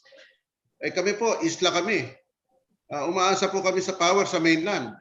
So ngayon po, we are talking with Alternergy, and pagtatayo po sila rito sa amin ng wind farm power plant. And so instead of us relying on the power from the mainland, we will be supplying the mainland with the excess power from the wind. Ganon din po yung water. Tinutulungan din po kami ng iba't ibang government agencies like the National Irrigation Authority. So ito po mga roads and bridges. Napakalaking bagay po ito. So when we talk of rural industrialization, talagang pong dapat ay from the very start, alam ng farmers ang ginagawa, ang plano at kung paano ito gagawin. At dapat po maramdaman ng farmers the sincerity of the local government in improving their lives.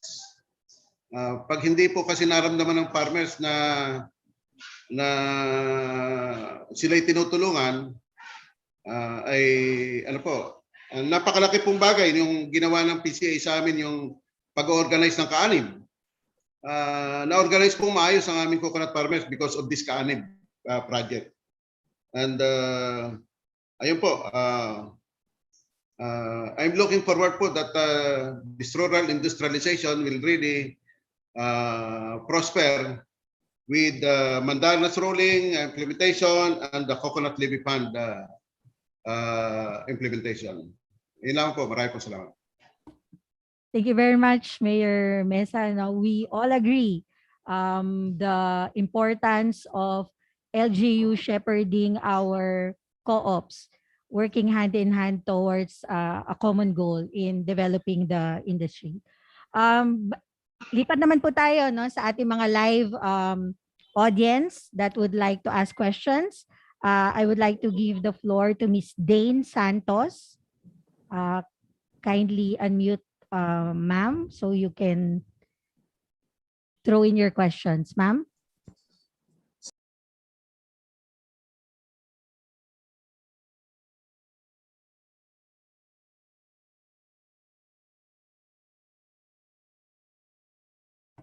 Ms. Dane Santos. So kung wala pa po siya, can we move on to Ms. Dina Masa? Ma'am, the floor is yours po. Hello, good afternoon kay Mayor Alabat. Oo, very commendable yung Coco Sugar project ninyo. Oo. In fact, mga 2010 ba yun, pumunta ako kay Mayor dun sa Mayor ng Perez. So nag-start pa lang sila matuto Coco Sugar. Actually, dumaan sila talaga sa maraming problema bago naging, yun, nakita ko successful na pala. And I believe si Mayor Mesa is very instrumental in the progress of the enterprise. Ako naman gusto ko lang malaman based dun sa operation ninyo is more on the processing side. Paano nila na may maintain ang quality and safety of coco sugar? Sa ngayon po, I think there is a possibility na pwede kayong mag-expand, mag-export. And so, are you pursuing din po GMP, eventually HACCP certification? And what do you think are the R&D areas that the co-op think is necessary po to improve efficiency and cost of production? Yun lang po. Mayor Mesa, can you expound on the idea? Thank you po. Napaka-importante po ng third party. At yan po yung aming yung katulad ng control union. Siya po ay third party na siya po ang nagbibigay sa amin ng certification. And so talagang mahigpit po ang kanilang audit. From the production up to the processing, up to the marketing. Pati yung mga sasakyan namin, talagang tinitingnan nila. Yung nagsasample sila ng pinapadala pa nila sa Netherlands. Ang PCA naman po ay katulong din namin at yung bawat produce namin at in bulk ay dinadala po namin sa PCA laboratory to check on the quality. And so with that po na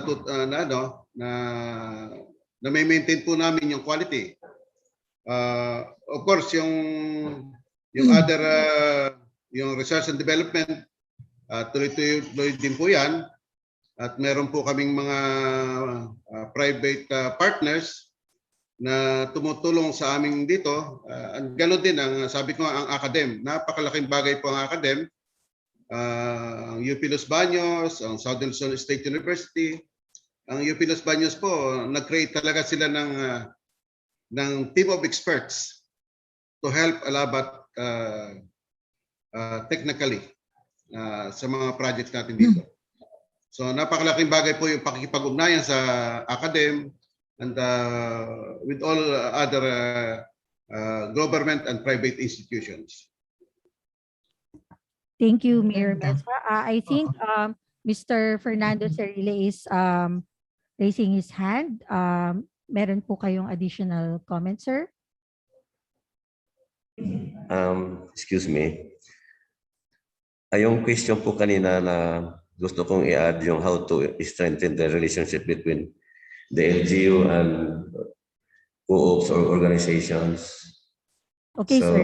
I think my answer is now not related to the recent questions. If you allow me, then I have to answer the addition about the question yung kanina po na how to strengthen the relationship with the LGU and the cooperatives. Yes, please, sir. You can provide your input, sir. Okay po. Sa amin dito sa Javier, we have so many communities, no? May mga organizations kami na 54 organizations and accredited sa SB, 34 yun. So, isa yun sa yung asosasyon ng mga coconut. So, every time yung para ma-strengthen yan, we have to invite them from planning to monitoring. So, every activity here, so that they will be involved in planning, in budgeting, up to monitoring. So how they feel that they also own a certain programs and projects that they will intend to in our, for instance, developing or formulating of comprehensive development plan. So every roadmap of the community is something like a certain projects. So they will always be get involved. Yun po ang sekreto namin. Thank you po. Maraming salamat po, Engineer Cerile, for your additional insights on the question earlier regarding the relationship with our cooperatives. Another question live from our participants here today, coming from Mr. Vicente Naque. Sir, the floor is yours, sir. Magandang hapon po sa lahat. Bali, ako po originally from Surigao del Sur. Nandito lang ako po ngayon kasalukuyan sa Cabuyao, Laguna. Sa mga karanasan po namin, lalong-lalo na po, isa rin talaga ako na lumaki sa hirap at minana ko pa yung lupain na iniwan ng aking mahal na magulang na World War II veterans. At hindi po namin ito napa-improve hanggang sa kasalukuyan. Mataas na po nga yung mga niyog eh. Dahil mula sa barangay hanggang sa LGU, may mga kakulangan suporta po sila. Yung mga kakulangan po na suporta, unang-una na lang sa mga registration, tinatanggihan nila. Experience po ito ng aking kapatid na may Panausaon indigenous people siya na association, ayaw kilalanin mismo ng barangay. Tapos pagdating din sa lokal, ayaw din i-registered. Ngayon, ang ginawa ng kapatid ko, para sa kapakanan ng kanyang mga membro, na mga indigenous, nagdirekta siya sa region. Dahil ayaw siya entertain ng LGU.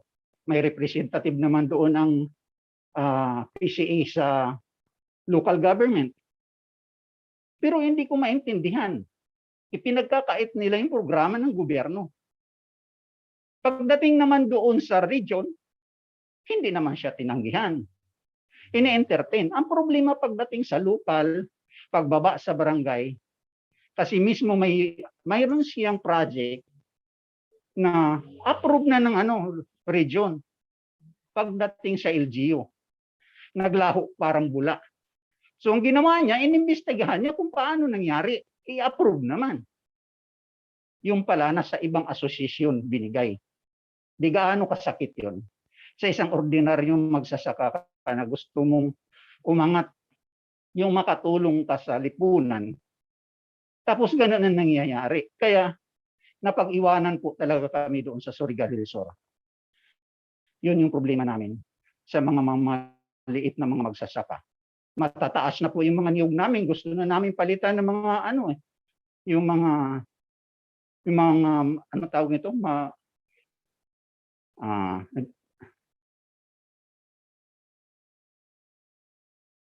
Yung mga bagong ngayon, hybrid. So in-address ko ito kay kay Sir Madrigal kung papaano kaming nasa baba na matulungan kami direkta. Kasi dumadaan talaga sa LGU eh. Pag hindi ka kakampi sa politika, hindi ka makakalusot. Ito yung problema. Pag hindi ka naman kamag-anak, hindi ka rin makakalusot.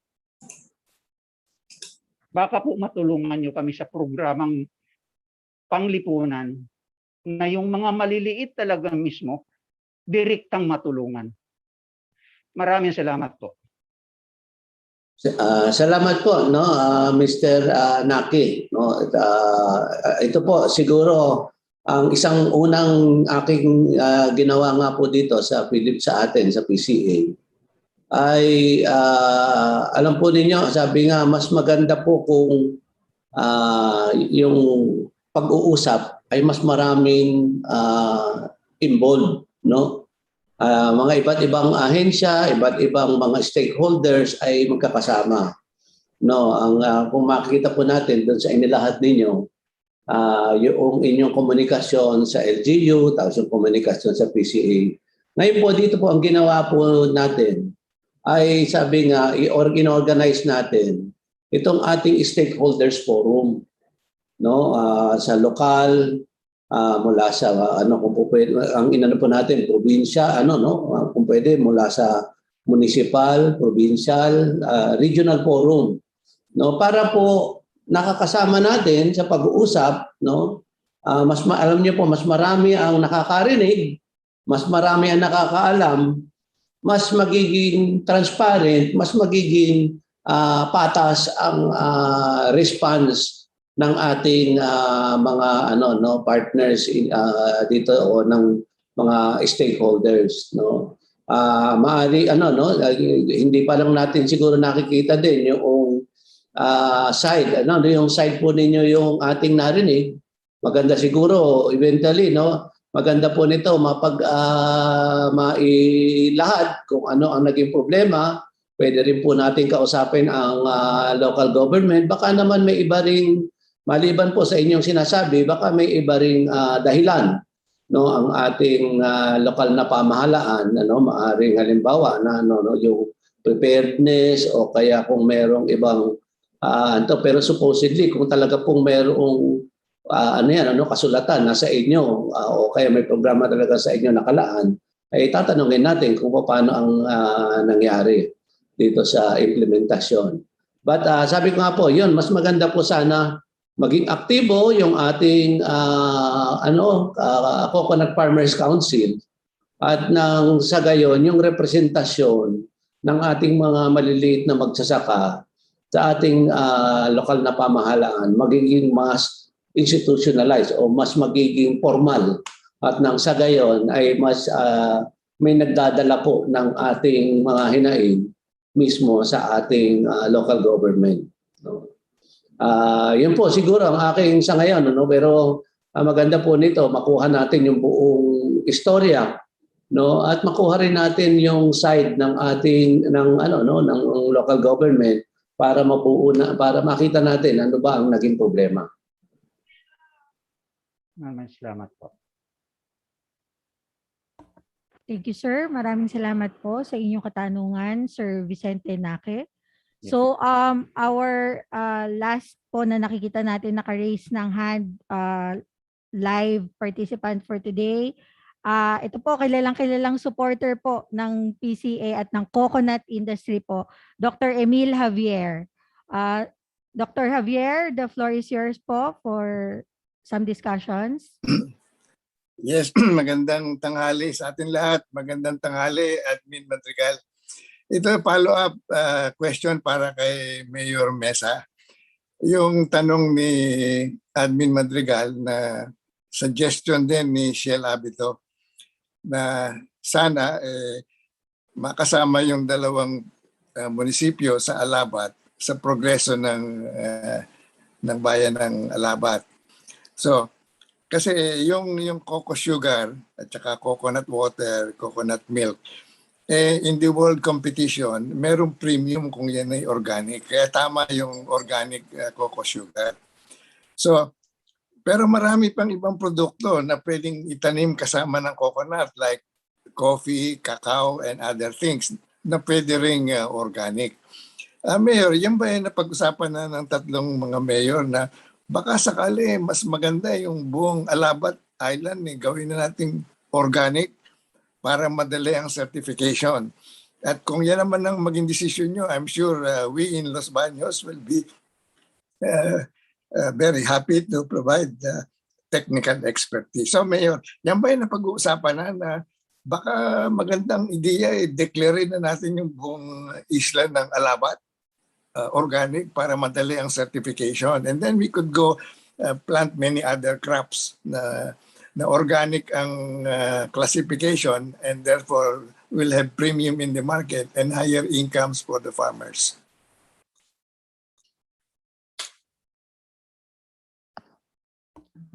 Mayor Mesa?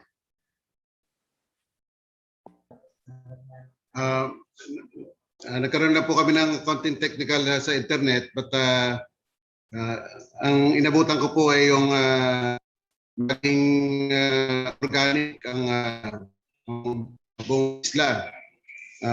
Actually po, yun din ang aming dream. And ang aming munisipyo po ay naglabas na kami ng isang ordinansa na ang aming bayan ay maging organic. So, hikayatin din po namin yung aming kalapit na bayan na dalawa na magkaroon din ng pagtulungan tungkol dito sa effort na ito. And si PA Gaho nga po ay nag-usap kami about this island economy approach para merong higher level na ng integration of all the efforts of the three municipalities in the island. Maraming salamat po. Thank you, Mayor. Kasi malaking value yung kung buong isla na para madali ang certification. And I'm sure, sabi ko nga, if you make that decision, UP Los Baños will be very happy to help. Thank you very much, Scott. Thank you very much. Thank you, thank you. Okay, sir, I think Sir Gaho would like to provide additional input, sir. Yeah, this is just to support what Mayor Mesa mentioned, the development of Alabat Island economy. No, the province will be the one to lead the facilitation of from the three municipalities so that we can be able to project the success of Alabat municipality to the two other towns in Alabat Island. So nasa process na po kami ng pagbuo nito para mapatawag natin yung tatlong munisipalidad. But definitely we'll be needing the assistance of different national government agencies so that we could align all the programs of their departments to the programs in the three towns under Alabat Island. So Mayor, congratulations. Thank you po. Thank you, Sir Obet Gaho. So we can accommodate two more questions before we wrap up this today's event. I will just like to summarize, marami po nasa chat box, more on inquiries on how to avail services. So basically, ang tanong siguro dito ay paano ba mag-umpisa? If we are coconut farmer organizations, how do we start engaging with the LGUs? What is the first step? So I would like to throw the question po. Siguro bigyan po natin ng pagkakataon ng ating representante from Tubod, Lanao del Norte, Mr. Cirilio Apaw, to give his inputs po. Sir?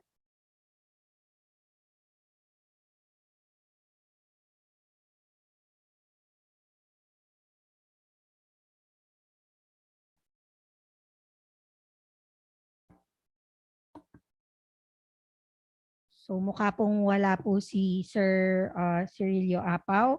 Siguro we throw the questions now to our yung marami-rami na pong experience in terms of jump starting coconut organizations, helping them through our LGU engagement. Sir Obet Gaho and then Sir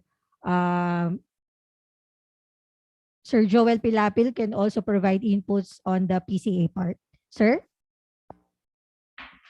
Well, thank you very much again. No? Ang provincial government, napakaraming mga LGU-led enterprises, not only for coconut products, but also for their different commodities, vegetables, high-value crops, and even fisheries. At nakita namin yung kahalagahan nito na mabigyan ng guidance yung mga local government units. So I have mentioned already the approaches that the provincial government is doing so that we can be able to attain success, no, asahanin ng ating mga LGU-led enterprises. Pero napaka-importante, ito yung bahagi din sa unang question kanina, kung paano natin mas mapapalakas yung partnership, no, at relasyon natin sa mga cooperatives and organizations. You really have to let them feel that you have a genuine concern, no, to their welfare. So you let them understand why they're still poor. Sa tagal ng panahon na sila yung nasa sektor ng agrikultura at pagniniyugan, bakit nananatili pa rin pinakamahirap na sektor sa ating bansa ay ang agrikultura o ang mga magsasaka. So by letting them understand the reason why, and you're able to introduce innovations, no, and they feel your concern that what you're doing is not for yourself as a politician or as a mayor, but for the welfare of your constituents, walang magiging dahilan para hindi makiisa ang ating mga kababayan. At nakita ko yan personally sa bayan ng Alabat na yung transformation ng mga tao. And speaking of transformation, napakalaking bagay din yung ginagawa ng mga local government units. Ito yung values formation, no? Dahil kung mananatili din ang attitude ng mga partner cooperatives natin sa kanilang dating kinagawian na anumang ganda ng proyekto ng gobyerno ay hindi magiging matagumpay. At sa ganang mga pinakitang success stories ng mga local government units, alam ko ginawa nila to. Isa pang napaka-importante na sangkap or ingredient ng mga programa na LGU-led is you should be able to change the mindset of your beneficiaries, of your constituents. Napakahalaga na ang pananaw ng tao ay nababago mula sa pagiging pangkaraniwang manggagawa, no, sa pagiging isang negosyante.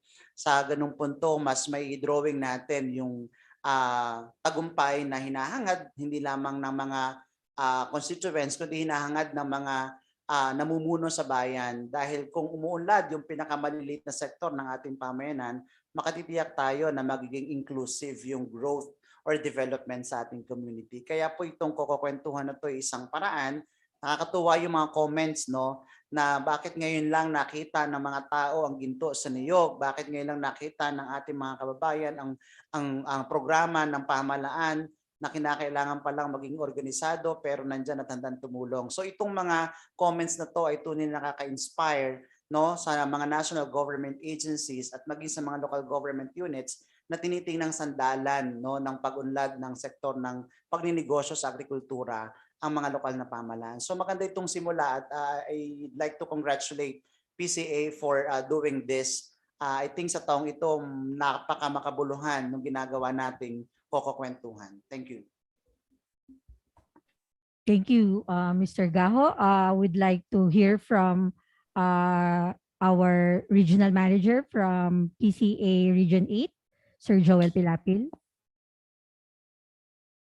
Good morning sa lahat. Good morning, admin. the rest of the panelists. Yung challenge kasi sa Javier Tufting Facility, walang question kami doon sa full support at saka full enthusiasm ni Mayor Sandy Javier kasi nag-umpisa yun sa kanyang time. It so happen na baka magtaka kayo na yung Javier town hindi represented ng mayor kasi parang meron yatang health issues sa kasalukuyan. But anyway, he is being ably represented by the municipal planning officer. Yung challenge na itong tufting machine ay tatakbo despite the problem ng travels ng expert from Indian engineers na gawa ng local engineers from the local supplier ng Suki Trading at challenge the administrator nga sa amin paano ito mapatakbo. Natakbo na ngayon, kaya lang merong mga findings na kailangan pa talaga ng mga fine-tunes, no? Refinements na kailangan pa rin sana ang expert ng Indian. But with the advent of technology, sana in the long run, ma-perfect pa rin yung operation para ma-perfect yung output na product.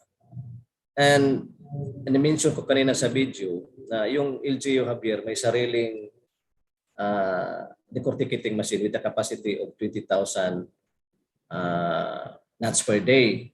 O sabi nga ni I will borrow this knowledge from former RM Barbosa na isang hoist, isang 16 meters na hang. So, ang kailangan ng planta is 60,000 or sabi ni Engineer Sarili kanina, 58,000. 58 to 60,000 full operation. So yung capacity ng Javier is only 20. So dito papasok yung mga nearby kaanib sites na mayroong mga decorticating machines na sabihin na natin honestly na medyo hindi pa masyado din natap o nakaproduce na mga PC kasi nga hindi pa established masyado yung market. So with this hub, sana tulong na nga sa Panginoon, sabi nga ni Mayor Misa, na makatakbo ito perfectly at matulungan itong mga coconut farmers, hindi lang sa Javier, kundi yung nearby municipalities ng Javier or even buong region ng Region 8 dito sa aming lugar. So, yun. Malaki talaga ang role ng kooperatiba o mga kaanib sites sa project na ito. Thank you. Maraming salamat, RM Joel. Mayor Mesa, are you raising your hand po? Yes, sir. Yung pong tanong ay how and when to start. Ang ano ko po dyan ay we should start with the visioning. Ano ba talaga yung vision ng munisipyo? Yun po ang ginawa namin eh. And yung vision namin nabuo, ito po inipresenta namin sa mga barangay. And nung mabalidate namin itong aming vision na nakagawa rin kami ng development framework, Alabat Development Framework, binalidate po namin ito at pinarating namin sa mga Farmers Association. And nung nag-agree sila, ay nagkaroon na ng ownership yung vision. Na we should really be very clear ang aming vision, very clear ang aming goal. Itaas ang task ng pamumuhay ng bawat pamilya.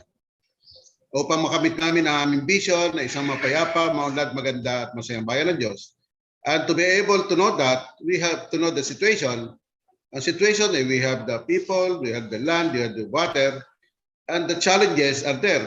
Value formation, health, livelihood. And so, very clear din sa amin ang programa. Anong programa ang lulunsad natin? Andyan yung health. Programa pangkalusugan, pang-edukasyon, and spirituality, livelihood, and peace and order.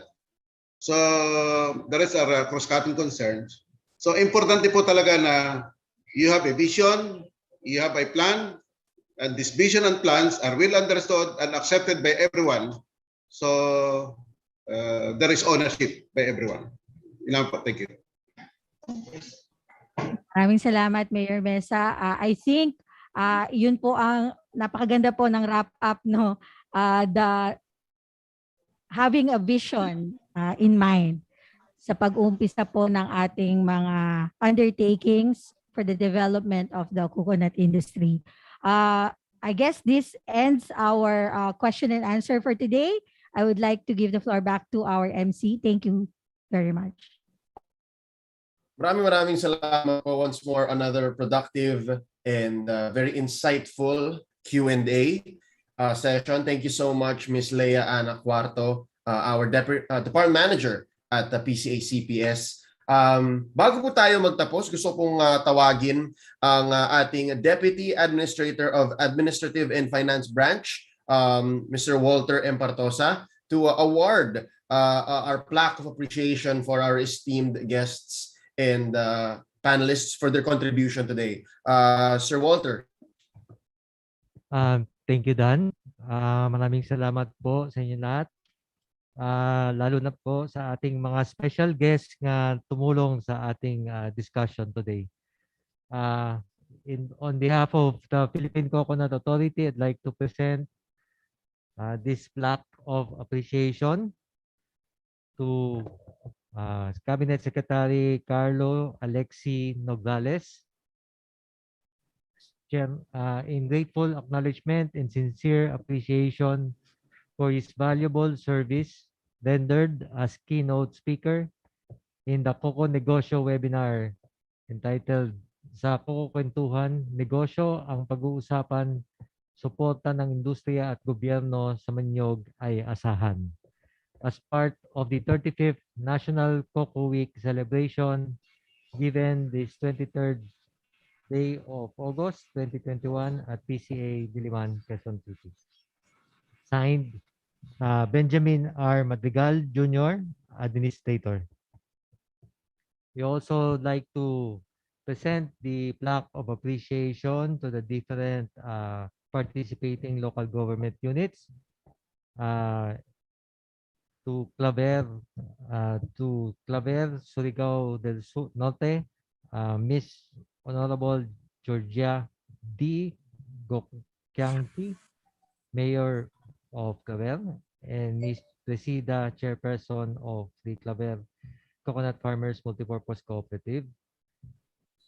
To Engineer Fernando B. Sarile, Municipal Planning Development Officer and Coordinator of Javier Leyte. Major General Fernando L. Mesa, Municipal Mayor of Alabat, Quezon. And Mayor Leoncio Bagol of Tubod, Lanao del Norte. Thank you po very much for all your help and assistance. Maraming salamat po once more, Sir Walter. Thank you so much for the assist. And para po sa ating lahat, maraming salamat po sa lahat ng mga bumisita at nakinig at nakisali sa ating discussion ngayong araw na ito, all about LGU-led Coco Negosyo. Sa Coco Negosyo, suporta ng lokal na pamahalaan ang Masasandalan. Sana po may naitulong at may natutunan po tayo sa araw na ito at naging proud po tayo sa mga success stories na ating narinig at nakakala po tayo ng impormasyon para magawan po ng paraan and eventually maging successful din ang ating mga inaabala at mga ventures sa negosyo natin sa coconuts. Bukas po, sana po makasama po ulit tayo for Day 3 of Coco-Kwentuhan 2021. Ang pag-uusapan po natin ay ang private sector. Farmer partnership sa Coco Negosyo, suporta ng pribadong sektor ay mahalaga. Muli, same time, same place. Magsa-start po tayo ng 9 a.m. dito po sa Zoom. At pwede po rin kayong sumalit, manood via Facebook Live at YouTube. Mulit-muli ako nga po pala si Leo, ang inyong lingkod na host. Magkita-kita ulit tayo bukas. Mabuhay po tayo lahat. Mag-iingat parati and have a great day.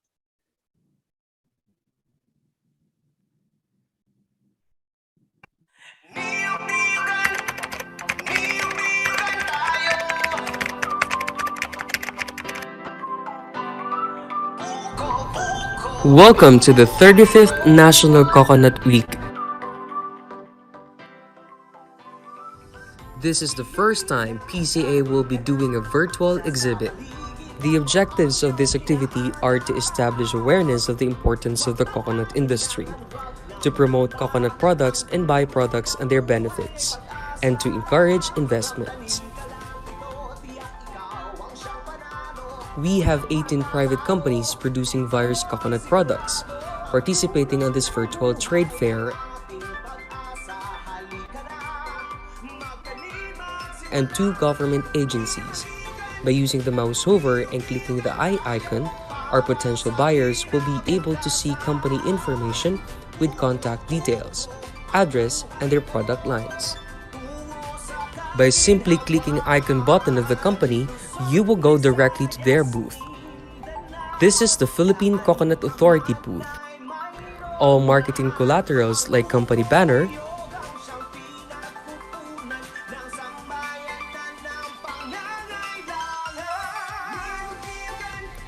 AVP, posters,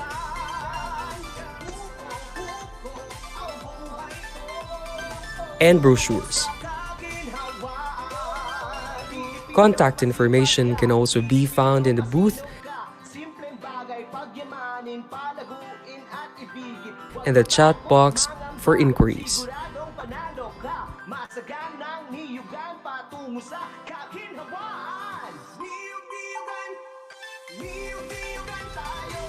In central setting, it showcases coconut products. All furniture are all made of coconut wood. The directory can also be found here.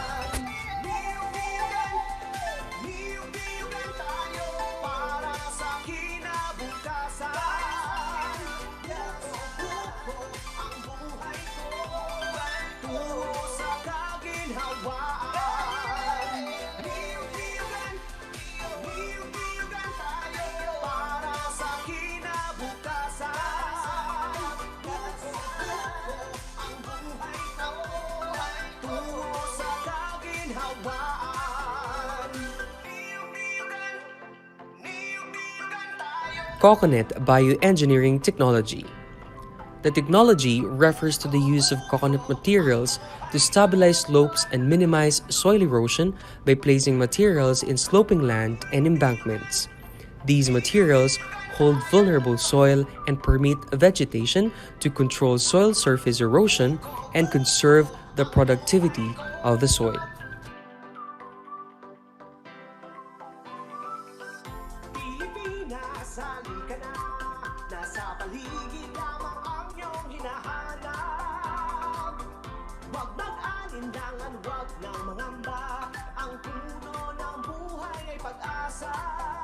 Magtanim ka lang